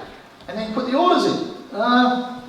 You must not do any of the following to such and such, or anyone he has a domestic relation with. That's in regards to, that's not the one we talk about. Not to stalk or harass, and not to intentionally do this, but you can sort of just simply say what orders you want. You simply say, I don't want them to admit that stuff onto my property. Okay? I don't want them to assault me. Blah, blah, blah. I'm scared of them. Okay? How simple is this, folks? Okay? If you're really worried about somebody emitting an emitter, the way to do it is to simply put them on notice, go and get a doctor's report to say that you're not making it up and you're not on another planet, and you'll find that you arm yourself with that, go and give a notice to them, and then simply go down this line if they don't listen to it. What sort of cost is involved in going to court and doing all this? Magistrate's court is just the cost of filing the application. That's it. I'm not really sure what each state is different. Sometimes say about $50. Supreme Court's a lot dearer, probably looking around 800, whatever. But in the lower courts, it's very minimal. It's not very expensive. It could be probably makes about 100, probably, if that. Yeah. Yeah. A particular tells he wants to put a tower, a 50-metre tower, 300 metres away from my house. I am not EMS as far as I know, but I have incredible fear. Okay, how do you establish that? All right. If you don't have electromagnetic hypersensitivity syndrome, you don't think it's affecting you, but you've read all this stuff on the internet that, oh, it's not too good, you can still go to your doctor. You say, doctor, I'm concerned about this. Here's some literature, or unless you know about it yourself, can you tell me if this guy puts this thing next to my house and it's going to emit this radiation on me? Excuse me, doctor, is that going to harm me? What do you think it's going to harm? And you get something from the doctor that does that. Pretty as simple as that. You've got to enforce your belief is correct. So you can't just go and do a subjective test and say, I think I've looked on the internet, I've looked around, and this is how I see things. You've got to get some evidence to back you up from a third party. Give it an objective test. So, does that answer your question? Well, I don't, yeah, I'm a little worried. I have my mother and 3 of my sisters have all either died or had cancer, so Right. I have a really stupid bird. Okay, but you don't know if it's the EMR that's caused it, and that's the issue. I'm worried that it may cause it to me. Well, you need to go and find a doctor who's going to give you in their opinion, it's for you, not for anyone else. What you and your family are going to be subjected to, is it safe, in your doctor's opinion, if this is next to me? Yeah, just the stress of the Quick, we're going to have to run out of here. Just going to quickly ask you, if it's not just one person, but it's an entire community, when does assault become terrorism? I can't answer that. Not up my alley, I'm afraid, at the moment. But I can look into it. I can't really answer the question. We can do that in a minute, because I've realised we're live streaming, so we're just going to have to do that. So I guess, look, folks, what I'm really saying is that do the simple, use the keep it simple principle. You just simply go and go for an apprehended violence, a personal violence order. You'll go and see a lawyer. I would strongly advise you to do that. Go and see a lawyer if you're concerned, and get independent legal advice on what you're doing, because you only get one crack at the cherry, and you've got to do it right. Okay, and thanks for your time. Thank you.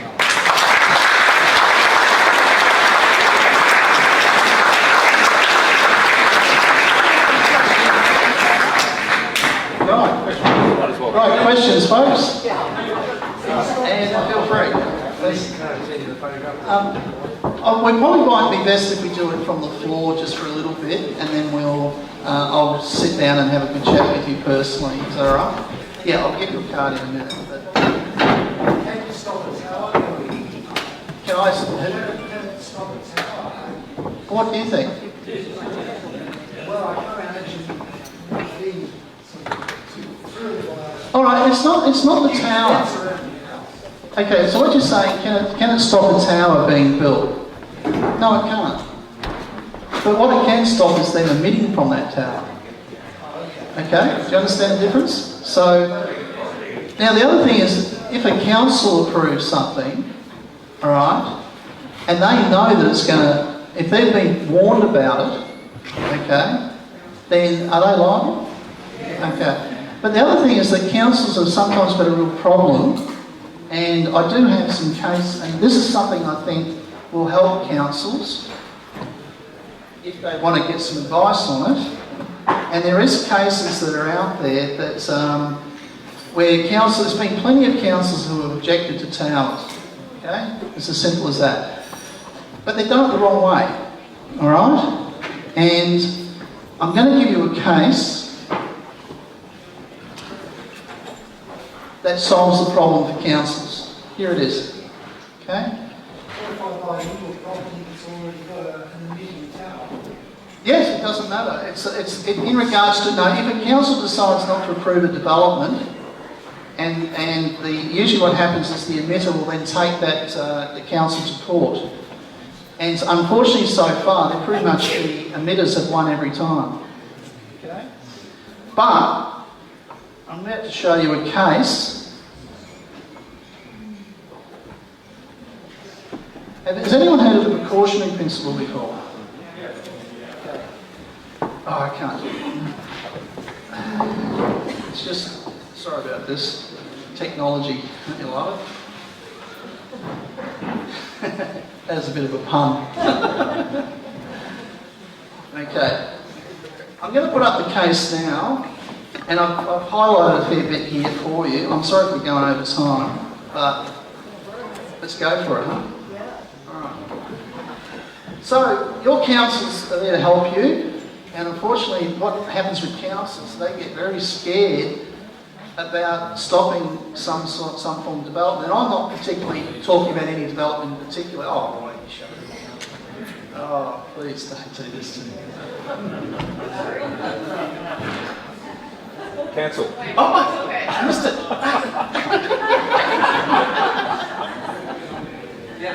Oh, all right, let's go. Okay, I'm going to read it out to you, okay? It's done in the Land and Environment Court in New South Wales, so it's a New South Wales matter. It's called Telstra Corporation Limited against Hornsby Shire Council 2006, New South Wales LEC 133. And this is an appeal by a corporation called Telstra, and the respondent was the Hornsby Shire Council. And what it was is the development, what had happened in this case was that the council decided to knock back a development application and not let them build this thing. Okay? And what happened was, it was based on evidence, or at least, I don't think you can even call it evidence. Basically, the reason the council knocked it back is because they got evidence, or they got submissions from the community, and those submissions were, I looked on the internet and I got scared. They're all like that. They're all, they bring up certain studies. I saw this study on the internet which says this, blah, blah, blah, blah, blah, and I got scared. And that's literally what they were saying to the council. Now the problem is, and that's what this case says, and I can see that the court was very sympathetic. So the judge, in this case from the Land Environmental Court, decided to put down the whole, literally give you a what to do situation here, and explain it. If you read it properly, it'll explain that what the whole problem was is that the council simply didn't get the right evidence to make its decision to revoke the application. What the residents should have done when they put in their submission against the development application was, I have a doctor's certificate. I am scared, this thing's going to hurt me. It's all about a subjective to an objective test. So what this case is saying is that basically the council... hello? Wow. What about the other microphone? What about this one? There's another microphone. What about that one? Battery ran out.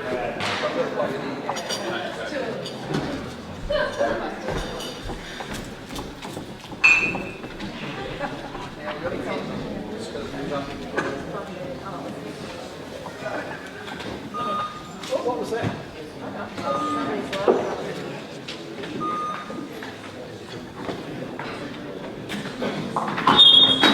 Oh. Yep.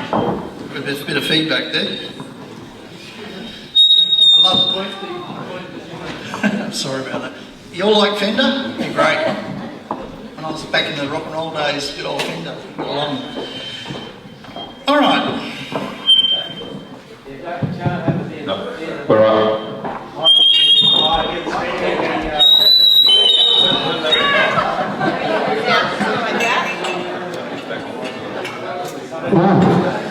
Can I just hold it in my hand instead of having all this? Okay, right. Where were we? Okay, this judgment sort of lays out, any lawyer can look at this and apply what I've just told you for the last 2 hours in this. All right? Give the council, what I'm saying, if anyone's going to possibly do something like this, is inform the council and give them the ammunition to make the correct decision, because what the appeal was about was they're saying that the council made an inappropriate decision based on subjective evidence, and the evidence wouldn't hold up, isn't strong enough, and they won the appeal, and they keep winning them one after the other, bang, bang, bang, bang, bang. And all that needed to be done was that the people that made their things to the development application was to simply say, hey folks, I've got a doctor's report that says it's going to harm me, or my family, or my friends, whatever it is. It's unsafe. I'm scared. That was it. And they would have lost the appeal based on that. That's as simple as that. What about the way of scientific evidence? Forget about it. The scientific evidence, you don't bring it into court. What about the professionals that we heard earlier on from this gentleman? Well, that's great, because what it's all about is Dr. Cooper, well, the likes of Dr. Cooper, use that to form their own conclusion. Okay. They're the ones that interpret the evidence out there, not the scientists, they're not the doctors. He is. What happens when our local doctor in Mullumbimby gets swamped with all of us asking for signatures, and then he gets investigated? Investigated for what? For, well, doctors around here get investigated for what? unorthodox behaviour. Well, they have to go through a regulatory body called APRA, which is usually is the one that disciplines doctors. And I can tell you now, I've actually spoken to doctors, and it's this very issue. And they have the... Oh, there we go again.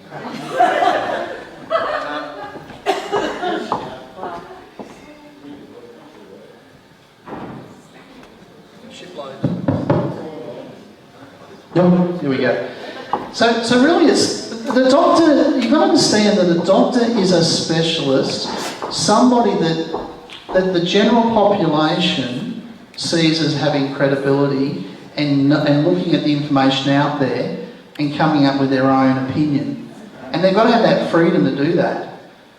I mean, you know, otherwise, I guess this is just my opinion, otherwise there'll be no developments in medicine, there'll be no You know, if you start putting restrictions on doctors that they're not allowed to look at studies out in the world to come up with their own opinion on how they're going to treat their patient, it's going to be a real disaster to the medical profession. And the courts see that a doctor is really, these scientists are only there, these boffins are only there for the doctors to digest and to look at and then come up with their own opinion. Which is I understand all that you're saying. Yeah. And it would be great if we can win tower by tower, you know, the 10,000 Yeah. pounds. I'm not going to mention this one or anyone in particular. The 10,000 that have already been built in the last 5 years. Yeah. You know what I mean? But in 1996, in the Telecommunications Act, they exempted Telstra and the industry in general. I know it's another realm of law, but they exempt from any litigation on health grounds, which would indicate prior knowledge. In fact, they've assaulted the whole country, haven't they, with prior knowledge. Okay, it doesn't exempt them, all right, you've got a very good question. It doesn't exempt them from the criminal code, and the best way to explain it is we have the states. Remember I said before that the states and territories have got to, for the peace and good governance of the country? Well, the federal government, and the best way to explain is this, I'm going to explain you very quickly. The European Union, okay, is made up of various countries. We've got Germany, France, Switzerland, Greece, I'm not sure, are they still there?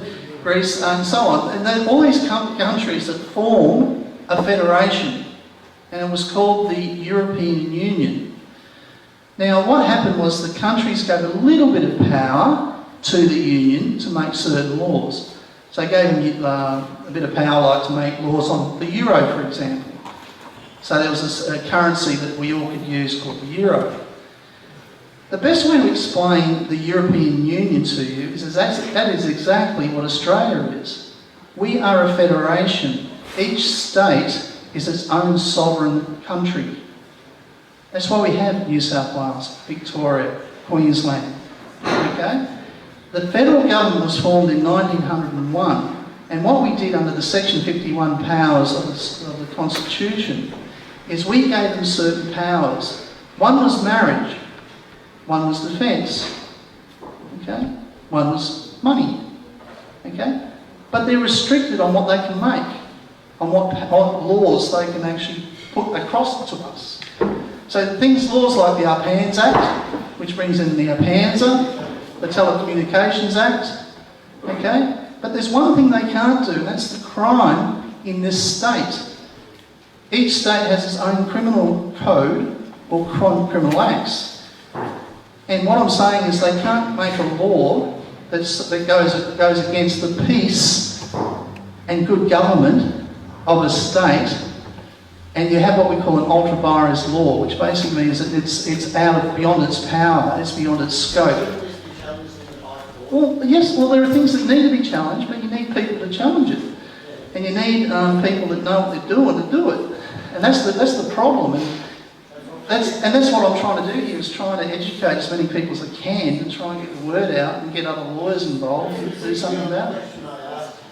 Yeah. The 1996 exemption industry on health grounds at federal level, shouldn't that be changed? Okay, well let's have a look at health.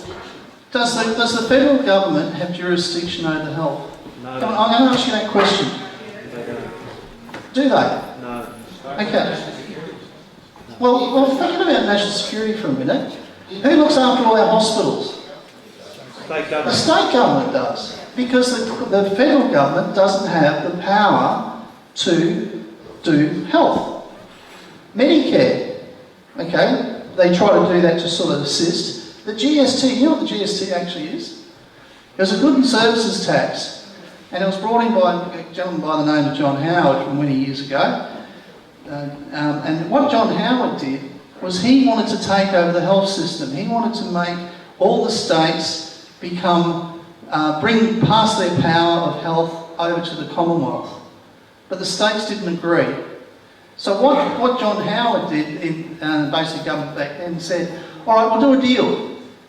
What we're going to do is, we know that the health system's garbage, it's hopeless, what we're going to do is we're going to give you some money. And we're going to raise it through a revenue called the GST. And all the proceeds that we collect from the GST, you are to spend on health. Okay? That's why we've got the GST, folks, because the federal government does not have the power on health. Simple. Okay. Does that answer your question? Okay, right, okay, who's next? Okay. What if you're affected under 1.5 volts per unit? 1.5 volt meter. Under that though? Under that. Now, this is the interesting thing. I don't know. I'm just a layperson just like you, and I'll be quite frank with you, when you read all this science, and we've got that's high. Pardon? To me, that's high. Right. I don't want to be in that. Okay, well, that's why we have people like this lovely doctor over here who interprets that for us, because I can't. I've even, I mean, I don't know if I'm stupid or not, but I can't read the formulas that they've got in these things. I mean, have you read it? Try to read the formula of what voltage, I don't even know what a voltage per metre is. All I know is that that's what they're trying to tell me, and all I do is I go up to the doctor and say, excuse me, doc, what does it really say? What's it all saying? Well, 1.5 volts per metre and below is sort of in the safe range, but above that, it's not. It's already a little bit too high, Dr. Cooper says.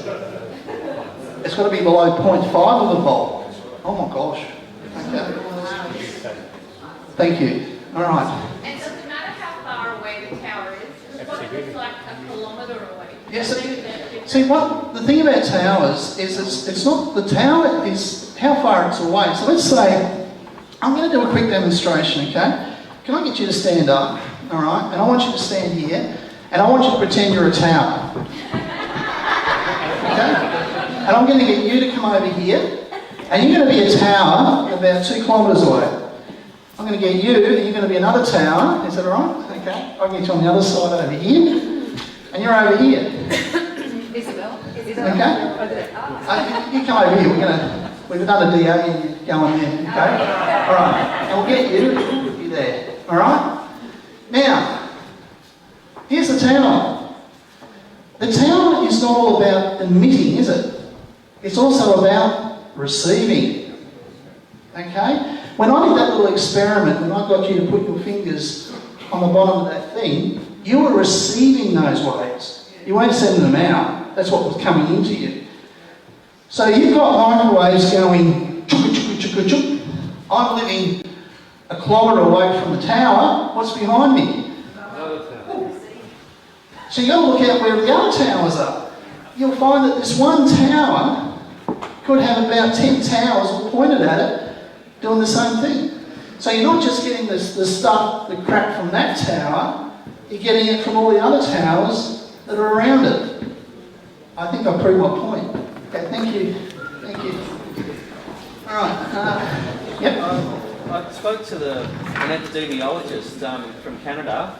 He's got a site called Dirty Electricity. He's done a lot of studies on his own. He said if you do a cortisol test, the stress hormone, that anyone within 800 metres of a mobile phone tower will have raised cortisol.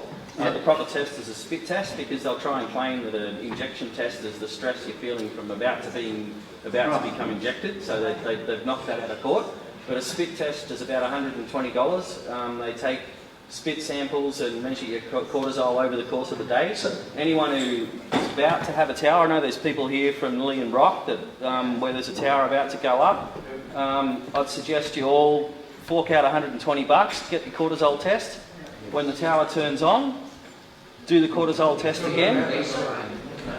Do the cortisol test again, and raised cortisol has been linked to every degenerative and disease on the planet, and it is probable harm. It is harm. This is the issue. The reason I've gone down the criminal code is because the civil code doesn't help us one little bit. All the science that's out there, there just is no evidence out there that EMR is attributed to or harms you. A bit like the smoking industry and a bit like the asbestos and so on. You have to wait until all the technology the science catches up and it's finally evident in their face. So the way to do it, and I've found this, the only way I can find at the moment is to do this, okay, is to go in in the criminal code angle and go down the peaceable behaviour order issues. Okay? This is sort of a closed case then, isn't it? Huh? If you can prove damages to yourself, it's a closed case. If you can prove damages to yourself, that's correct. But the trouble is that if you go into court and I say, if I use the system that you're talking about, they will bring in every single scientist to debunk what you're saying. And they'll bring in thousands of them, and you'll be in court forever. You'll have no hope, and that's the problem. They can't contest your fear or your doctor's side of the situation. What's sorry? You can't prove? They can't contest your personal side, doctor's side of the problem. They can't contest. No, they can't. And that's the issue. If a doctor says it, but then I see where you're coming from, that this has caused me injury, but a doctor's not going to say that. They're going to say that what that's going to come down to is a reasonable belief, and that's the only thing that we've got as precedent in this country, is that you have to inform, as was the McDonald and Comcare case was about, was that they had scientists came in and doctors and other doctors to refute each other, but what it really came down to in the McDonald case was what did that person have a belief in? Did they have a reasonable belief that this thing was going to harm them? And that was the only thing that was available in law to allow that compensation case to be won. What do we intend to achieve by this class action? What's the intended outcome of the class action? What are you talking about? You want to talk about a class action? What's the intention of the outcome for the class action? What do we intend to achieve through the class action? I mean, I'm not here to set up a class action for you. I don't know what you're talking about in that regard. But I can give you advice on a class action. Well, not advice, I can explain what a class action is. All right? Now, what would be achieved by a class action? well, let me tell you what will be achieved. Joanie Watkins, remember I talked about her? Yeah. Okay. Now, Joanie, what stopped us? We tried to get an injunction, and we were told by the court, you can't proceed. Well, we're not the court, but we realised we had to come up with a security for costs, and we're worried that if we lost the case and it was appealed, we'd lose all our property. So the trick was, hang on, I'm answering your question. No, hang on, no, just listen. So what I realised is that you need someone that's going to put up their hand and be impecunious. You know what that means? It means they've got nothing. They've got no assets, they're broke. If they get sued for costs, they just simply declare themselves bankrupt and they go away, leave you alone. And that's where class actions come into it. And someone who can get away with the fees. A class action is really called a representative action, okay? What it means is if I get, I'll keep picking on you, sorry mate, come on. This man, he's got a bit of a bugbear. I hope you don't mind, but are you impecunious? At times, yes. Okay. Well, okay. Well, can we just say that you are? Just okay, good. Okay, now, get you up, and you own a big company, got lots of money, but you've got EHS, is that right? Or you think you've got it? Not you have it, but you think you've got it. You think you've got it, thank you. That's really important. She's got a reason to believe she's got it. Good. I'll get you up. Now, how many people do you think I need to start up a class action? Does anyone know? 7. I need 7, that's correct. So I need 7 people. So we've got 1, 2, get you up, get you up. You can begin. You can have children are allowed to be in class actions, off you go. And so we've got 1, and we'll get you. There we go. All right. Now this is called a representative action. And what that means is that they're all in the same class, okay? They're all people who have got similar maladies or similar complaint that they want to pursue. But there are people that have got homes and assets and all those sorts of things. But this guy doesn't. So we're going to make him the representative of the class. Okay? So he's the one that goes and files in the court and puts out a big advert to everyone that says, hey, look what I'm doing, a class action. If you think you belong to this class, come and chat. Okay? Mm-hmm. But you also do a little thing called an opt-out thing. If people want to opt out of the class, you've got a chance to do it as well. Because you might get 100, 200, 300, 400,000 people who might want to join your class action. So You do an opt-out notice, what we call an opt-out notice. Okay? But anyway, let's start with this. So you're the representative of this class action, or this representative action. You lose the case. Okay, you go and fight, you're in the court for I don't know how long, and you lose the case. Are you going to lose your home? Why not? Because you're not the one that's doing the case. He is. So that's what class actions do. They protect these guys from having all their assets taken, and this guy's the poor bloke that holds the fort. That's the answer. That answers your question. No, it doesn't. Oh, it doesn't. Thank you guys, you can see that. That's sort of in a nutshell. You're doing a normal action, but you're bringing people in under the same class. And to give you an idea, I've got class action material, if you like, which has happened in this country. And I think the last one was 18 mil on nuisance. So, do you want to have a look at those? Or? Okay. Just, are you going to use the criminal code to help Jody Watkins? Are you going to Yes. Yes. It's until what it comes down to. Well, the thing with Jody is that we've still got the issue. She's got to the point, the criminal code side of it, she doesn't want to, she's had enough. She just wants to get on with life, and she's gone through so much litigation as it is, and I've managed to protect her so she hasn't been hit with any costs, and that was the deal we had, not to go any further. So that was sort of how that unfortunately had to work out. Did she raise the money? But Did you raise the money? I don't know. I can't contact her because she's losing a 10, and I have to wait till she comes and sees me. So. What's that? Can you speak up? I'm talking to the gentleman behind you, sorry.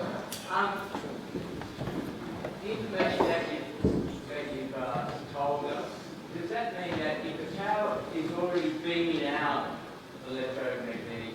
Yeah, if a tower's already beaming out electromagnetic radiation. So we can, as people, we can actually stop that? Yes, that's what I'm saying. You can stop it when either before it gets built or after it gets built.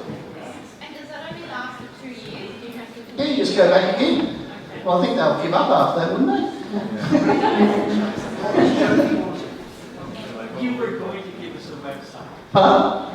You said get your pen down and we can give you a website number so we can get some of that info, then you got distracted. Oh, the case itself, I think I read it out, didn't I? Is it? You got distracted, I don't think you read it out. Okay, the case is called Telstra Corporation Limited v, which means and or against, depending on the criminal or civil issue, but we don't call it versus, by the way, so it's just v. Hornsby Shire Council, and we use special brackets, closed brackets, 2006, closed bracket, square bracket, that is. New South Wales LEC, 333, that's the case. Now if you read that, sorry, 133, I'm with my glasses, I should put them on. Yeah, it's 133, okay? So that's the case that basically says, really what it's saying is all the residents put all their subjective evidence to the court, to the council, but the council, in making their decision to, they thought they listened to seriously, they listened to the community, but when it was appealed by, in this case it was appealed by, Telstra. When Telstra appealed it, they said, well, they didn't make the correct decision, because their decision was based on, there was no evidence, is what they're saying. And technically, subjective evidence is not evidence. You need an objective test, which is a doctor or someone like that. You understand that? Okay, cool. What's that? It'll give I think the councils have got to the point now, I'm telling you, they have literally, the communities have been really great at telling, with their councillors, and the councillors have sort of knocked it back, but then the poor council has been literally hit and bombarded with legal cases, and it's got to the point that the council's been battering us so much, they just don't know how to do it. And what I'm giving you is the key here that you need to explore, possibly, that might assist you. Eh? Criminal ground works. Well, I'll leave that to you. I can't guarantee it'll work, but that's up to you. I'll leave that for you to decide in your own mind. Meeting the criteria has the weight that obviously. It's the only thing that, I mean, I've been doing this for 5 years. I've been trying to find the vehicle, and I believe I found it. Okay? I've really looked at it, and I think it's the only option I can see that to sort of make emitters accountable for what they're doing, okay, and make emitters accountable to stop them from doing in the future, sort of thing. Isn't that like a precedent that's been set with that guy in Karoi in Queensland? Isn't that the precedent that's been set? So isn't that something that you have cited in court? Well, tell me about the Karoi case. Well, the one that was it in Brisbane? This one, no, they lost the appeal. That was the council. The council was actually taking. So what? Okay, so to explain it a bit better to you, the council made a decision. They sat at their meeting, made a decision not to allow the development application to go ahead. All right. So because it's a government body. That's Hornsby though. But I don't even know what Hornsby is. Sorry, I'm from Tasmania. I think the gentleman's referring to the that detailed case he went through in Queensland. The Karoi one. Oh, The that lady one. had the business. Yeah, what about that one? Well, didn't you win that case? No. I'll tell you why. I told you that we had the we're in the court. I had a QC with me, well, an SC, which is called a senior counsel. I had a judge, a retired judge, that said this would work. We're in court. This person that we were actually acting for had a big business and had a lot of assets. And when we told him, he said, we're more than likely going to win this. Okay, because we went through cross-examination the whole bit. We went through the whole lot. And she started getting a bit frazzled by the court process. And she sat down and asked us a question. And as a lawyer, you've got to tell, if they ask you a question, you answer it. And she asked the question, said, if I win this, we think, yeah, if you win it, which it looks like we're going to, will they appeal it? And I said, well, I didn't say it, this SC did. And he said, more likely they will. And then she said, well, would that mean that they could, if they won the appeal, would they go for costs? Because at that time, remember, we're only in the little magistrates' court at this time. And in a magistrates' court, you have what we call a scale of costs, which what that basically means is that the winning side can only claim a certain amount, which is sort of limited by the court as to what they can claim. And we worked out it was about only $2,500 if they lost that they'll be hit with. Alright? But if they won, they'd get cost the other side. And that we explained that. But the SC said, look, if you win the case, they're more likely going to appeal it. Because it's an appeal, it takes away from the magistrates' court and goes to the Supreme Court. And that's when the costs escalate out of proportion. And then if she lost the appeal, would she then be putting her assets in jeopardy? And the answer to that was yes. Okay? So what I'm trying to say to you folks is that we've got this sort of, it's here, ready to go, but every time we get to we get off on the starting line, we go running, and it always comes down to costs. Are we going to get over the line? And I'm absolutely frustrated. Does that answer your question? Yeah, it does. But I was under the impression that's the way to go. Like, this is what I got from what I've heard from you, is you're telling the way to go is this way. And well, in my opinion, I thought, in your opinion, yeah, that don't necessarily travel. Well, what I'm trying to say to you is that this is a huge thing to try and fight. And it's the best thing that, put it this way, I had a silk actually appear with me in this court, okay? And his opinion means everything, because we've got a senior counsel saying that chances of success are good. That's why we're going to court. Then we also had, and to double it up, we had a retired Justice of the Supreme Court of Queensland who overlooked it and gave his opinion and said, yes, it's got merit, it will more than likely work. And that's what happened. So that's why we went to where we went. That's why we went so far. But when it comes down to the buck, right at the very end, like in Jodie's case, in this particular case and others, when we get to that final point, we can't go any further because the client pulls out. And that's the problem. Okay? Was that appeal against his personal assaults, the charge of assault? Yeah, that's what it was. Exactly what How it do was. you appeal that? No, how do you appeal it? How does the defendant appeal that?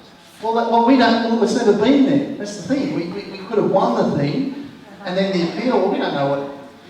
Well, my opinion is, what could they appeal? Ray, could you talk about the differences between an individual going to present something like this and this representative? Well, that's what I said. Yeah, an individual doing it is you're going to be lumped with full costs if you lose. All right. And if you win, it only applies to you. So, I guess that's what I'm trying to say. So, if you go in as an individual and you win the case, like in this piece, I'd like you to talk more about the class of the representative. Okay. Well. Okay. A representative action is designed to. You can get certain remedies and different remedies that you want to apply for. Usually, it's done in the civil arena. And it's going to be an interesting exercise to try and do it on the scale that we're doing. It's never been done before. I'll be frank with you, it hasn't. So you would take it would have to go out of the criminal arena into the civil arena? Well, we're not sure on that yet. I mean, I haven't looked into it, and obviously each case is different, but yeah, you'd have to really look carefully as to whether or not the civil, because you've got to make sure that the class action is correct in how you're doing it. I mean, without looking into it and without going any further, because I don't want to give you any advice on this, but what I'm saying is you need to look into it to see if you can maybe possibly use what we raised today in that arena. If that makes sense. As an individual? As a class action. As a class. Yeah. And it's just keep the peace. Wouldn't this cover everything anyway? Like what is going on? Well, the keep the peace order is a quasi-criminal. It is, and this is what's really interesting, and this is why a keep the peace sort of scenario. All right, let me explain this to you. Okay? Has anyone heard of a family violence order before? Or okay? In some states they call it an apprehended violence order if it's a domestic situation. An order like that is quasi-criminal. Now, what that means is it's actually a civil action. Okay, so think about it for a minute. When you go to court with a peace of good behaviour order, even though it's technically in the criminal jurisdiction of the court, it's really a quasi-criminal action. So it's not, it's really civil. What that means is this, is that in a civil arena, as a civil, how do I explain this? If I keep picking on you, sorry about that. This is the best way I can explain things, I'm sorry about this. I want to take this guy who's threatened me in a domestic relationship. I'm sorry, mate, but we, hang on. Nothing wrong with that, mate. Okay, so here we are, we're in our domestic relationship, okay, and we have a bit of a tiff, okay, we have a bit of a spat. Now, he alleges that I threatened to assault him. I'm going to assault you because I'm going to get my router and I'm going to, okay? And I'm going to keep doing that. And he goes, oh, okay, rightio, I'm going to take you to court and I'm going to get a AVO against you or a family violence order. So you now appear into the court, okay? Yeah. And you've applied for it. You can either go to the police and get one, and they'll sometimes automatically give it to you. You don't even have to go to a court because it's a civil issue, okay? And what I do, the judge is going to say this. Look, mate, I'm trying to sort of explain this in simple terms to you without going all the legalese. You're going into court for a family violence order, okay?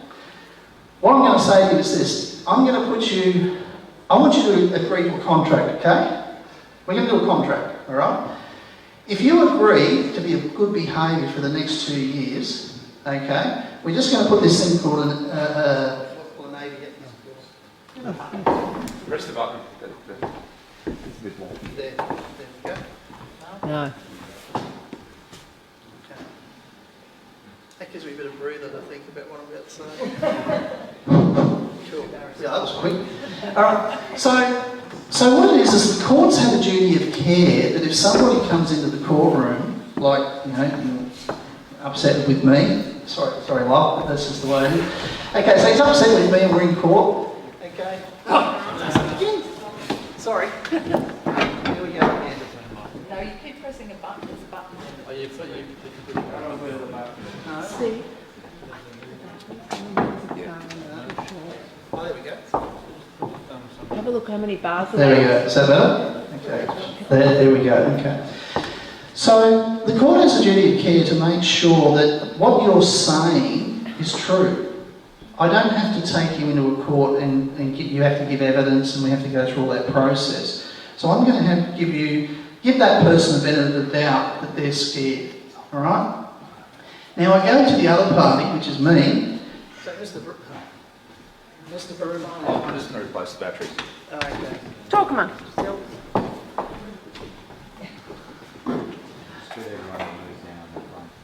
Yeah. Glass of water.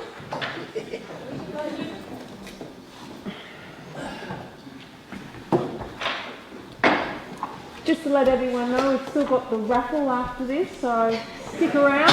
It's very exciting. Yeah. Okay.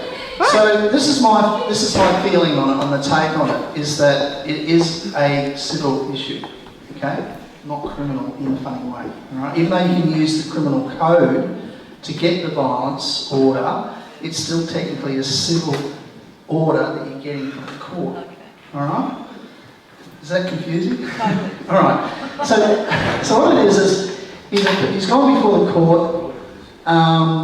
He said, look, Your Honour, he's got this router and stuck it in my face and I'm scared he's going to do it to me again. All right? And you've said that to the court. And they then come to me, well, Mr. Broomhall, what are you going to do about it? Do you agree to being in good behaviour for 2 years and we'll issue a violence order against you? It's not a criminal matter. It's only if you breach it that it becomes criminal.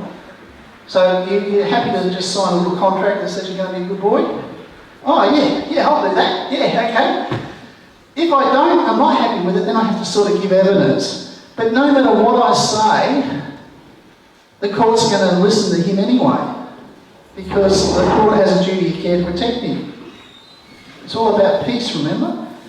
Okay, so in essence, I've got no way in essence in most cases of fighting against a AVO. It's automatic because it's a civil issue. So when a AVO or a family violence order is given, it's sort of done, it's quasi-criminal, but it's really civil. And it's only when it's breached that it goes into the criminal jurisdiction. So if you breach an AVO, or you breach, it's the only thing in law where if you breach a contract, it's a criminal matter. That's the best way to explain it. All right? So really, can you do a class action in regards to that? Well, I haven't tested it, but we've got nothing to lose. Is it criminal or is it not? And have I sort of explained it as best I can? Yeah. All right, thank you. So on that, what I originally said before about the woman in Queensland. Yeah. Okay. So she says, righto, I want to go ahead with it. So goes ahead. Now they say, I want to appeal, and then they come in with all this bullshit that comes from this mob that says you can have 150 truckloads of this. If she won, what do you think the media would do? What do you think would happen? We were that close.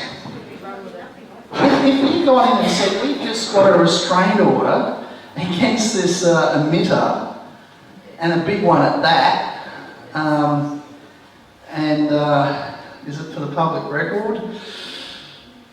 Well, it was put in court, so I can't see why I can't tell you who it was. It was NBN. Okay. So what I'm saying is, could you or could you not? If you won, we've got that golden nugget. Okay, the world would go nuts, and everyone would go nuts. And before we know it, everyone's putting these things in, and the government's going to have to do something about it. Now, what I'm saying is they'll probably change legislation to go against you. But then that's when we'd have to then go and fight them. It's ultra vires because they're acting outside of their sphere, so to speak. So I'm sort of trying to give you in this very short time, law that I've been trying to put together from now. Yeah. So when you've got things where you've got a great, huge commercial interest in it, common law generally protects the dominant commercial interest in practice in law. No. Well, no, what you've got to understand what common law is. Common law is precedent.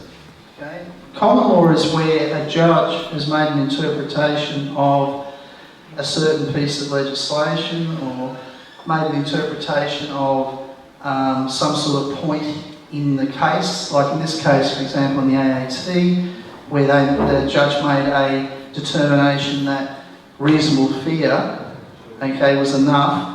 That yes, it was EMR that caused it in his workplace, and it was and he believed that. So we have a precedent there. So that's what precedent is, and what a lawyer does is we go through, and there might be a case where legislation has been used, and you might lose that case or win it based on precedent. So you've got to look through.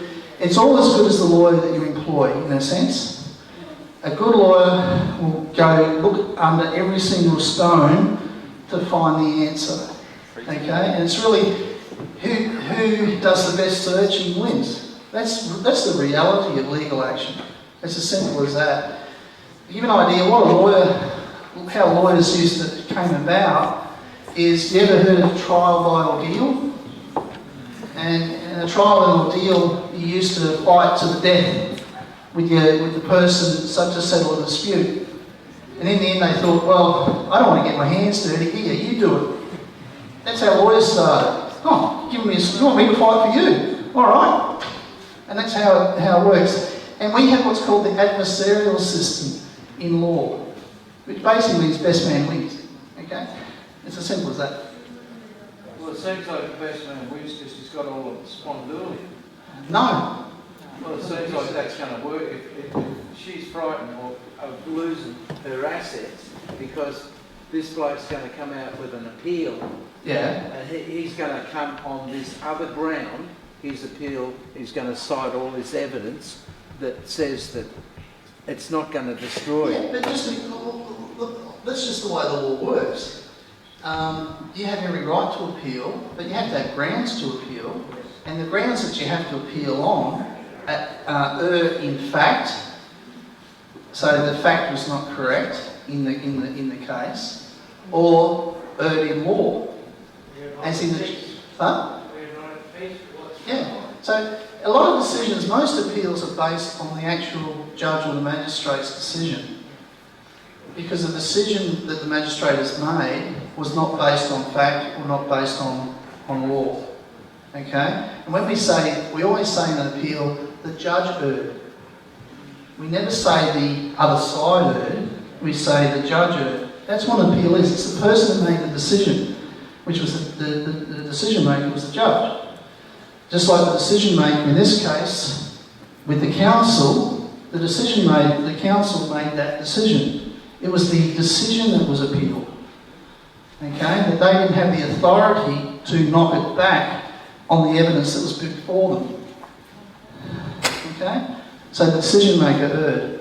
Excuse me, Raymond. Sorry. If a child is afraid, Yes. and presumably that child doesn't have a lot of assets, but they're under 18.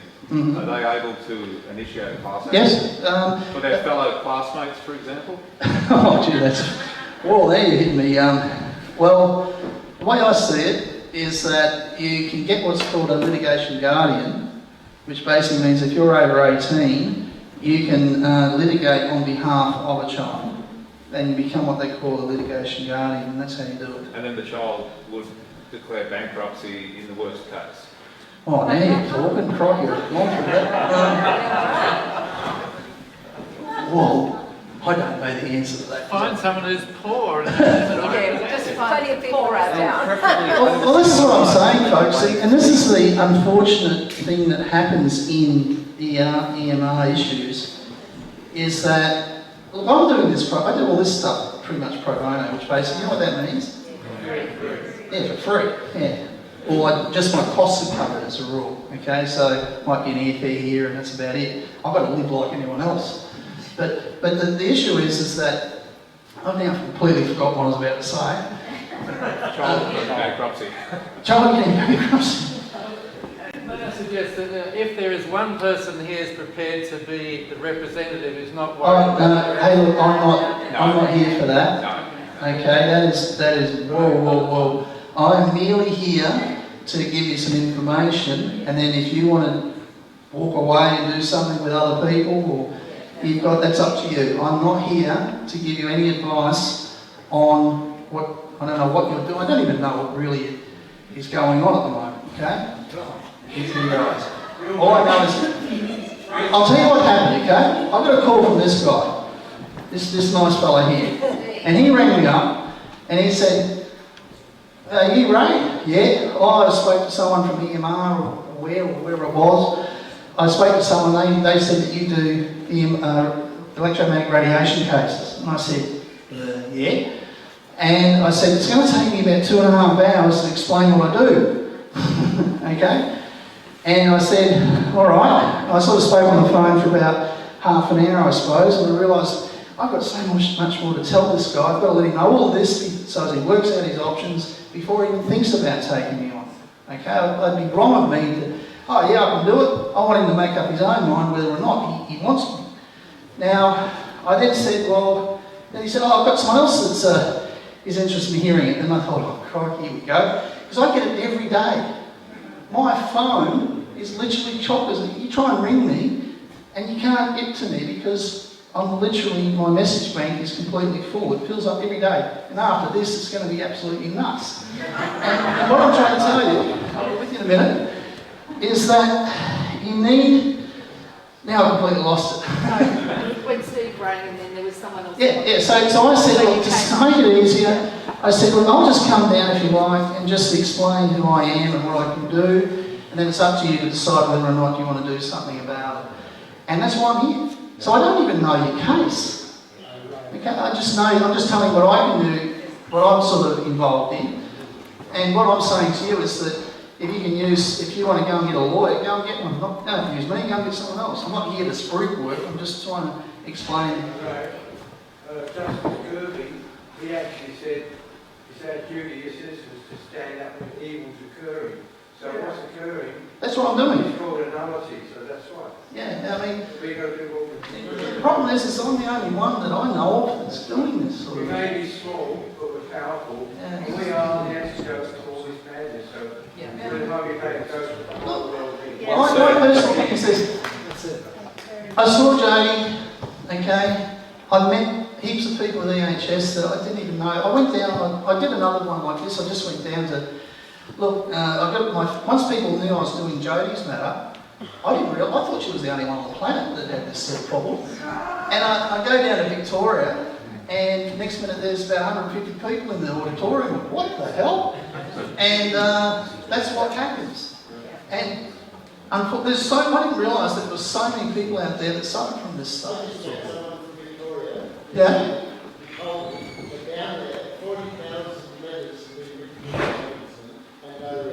Okay, I'll tell you about the Ombudsman, okay? The Ombudsman, look, they're great service. They can ring up a telco and say, guys, but they can only give a recommendation to the telco. They've got no teeth to go any further, okay, as a rule. And you'll find that the I'll forget about that for a minute. The Ombudsman usually does up an inquiry, writes up a report, and hands it to the relevant minister. Then the minister has a look at it and goes, oh yeah, should I table this to Parliament or not? Nah, chuck it in the bin. Because the law usually says in most of these cases that the minister may table a response to Parliament. And that's including criminal justice commission inquiries, ombudsman inquiries, what else does it include? Oh, and petitions. Petitions haven't really got much oomph because they simply go, a petition, if you want one lodged in Parliament, the minister may lodge the petition in Parliament on your behalf, and may not. And they usually, 10% of them usually are in favour of the government of the day. They get lodged, the rest get in the bin. Pretty much. That's my experience. One more question and then I'll draw the raffle and get right in a break. This lady's been standing. A jury. Well, where we're going, well not where we're going, where I'm saying, whether I'm being sort of spruiky, there is no jury. In a criminal, in the magistrates court there is no jury. In the Supreme Court there usually is. Yes, but that's usually for a serious offence. Things like rape, murder, those sorts of things, embezzlement, some serious crimes usually. It's really an indictable offence. I think it's really serious. Yeah, so if you're indicted, it literally means that what an indictment really means is that a magistrate's court is the government. Just think about that for a minute, okay? The Supreme Court is independent of the government. You go to a summary jurisdiction, which is the magistrate's court, because you're really going to the state to say, hey, let's settle it out. When you plead not guilty, you're really saying to the state, I don't want you to decide my fate. I want an independent court to do that. Send me off to the Supreme Court. And that's what's called an indictment, and that's when you get transferred to another court. Because once you plead not guilty, in some cases, when you plead not guilty to an indictable offence, that's a serious indictable offence, if you plead not guilty, you go to the other jurisdiction. Then that's when the juries kick in. Because everyone has the right to trial by jury for certain offences, if that makes sense. But this one doesn't cover that. Okay? Yeah. Thank you. Thank you.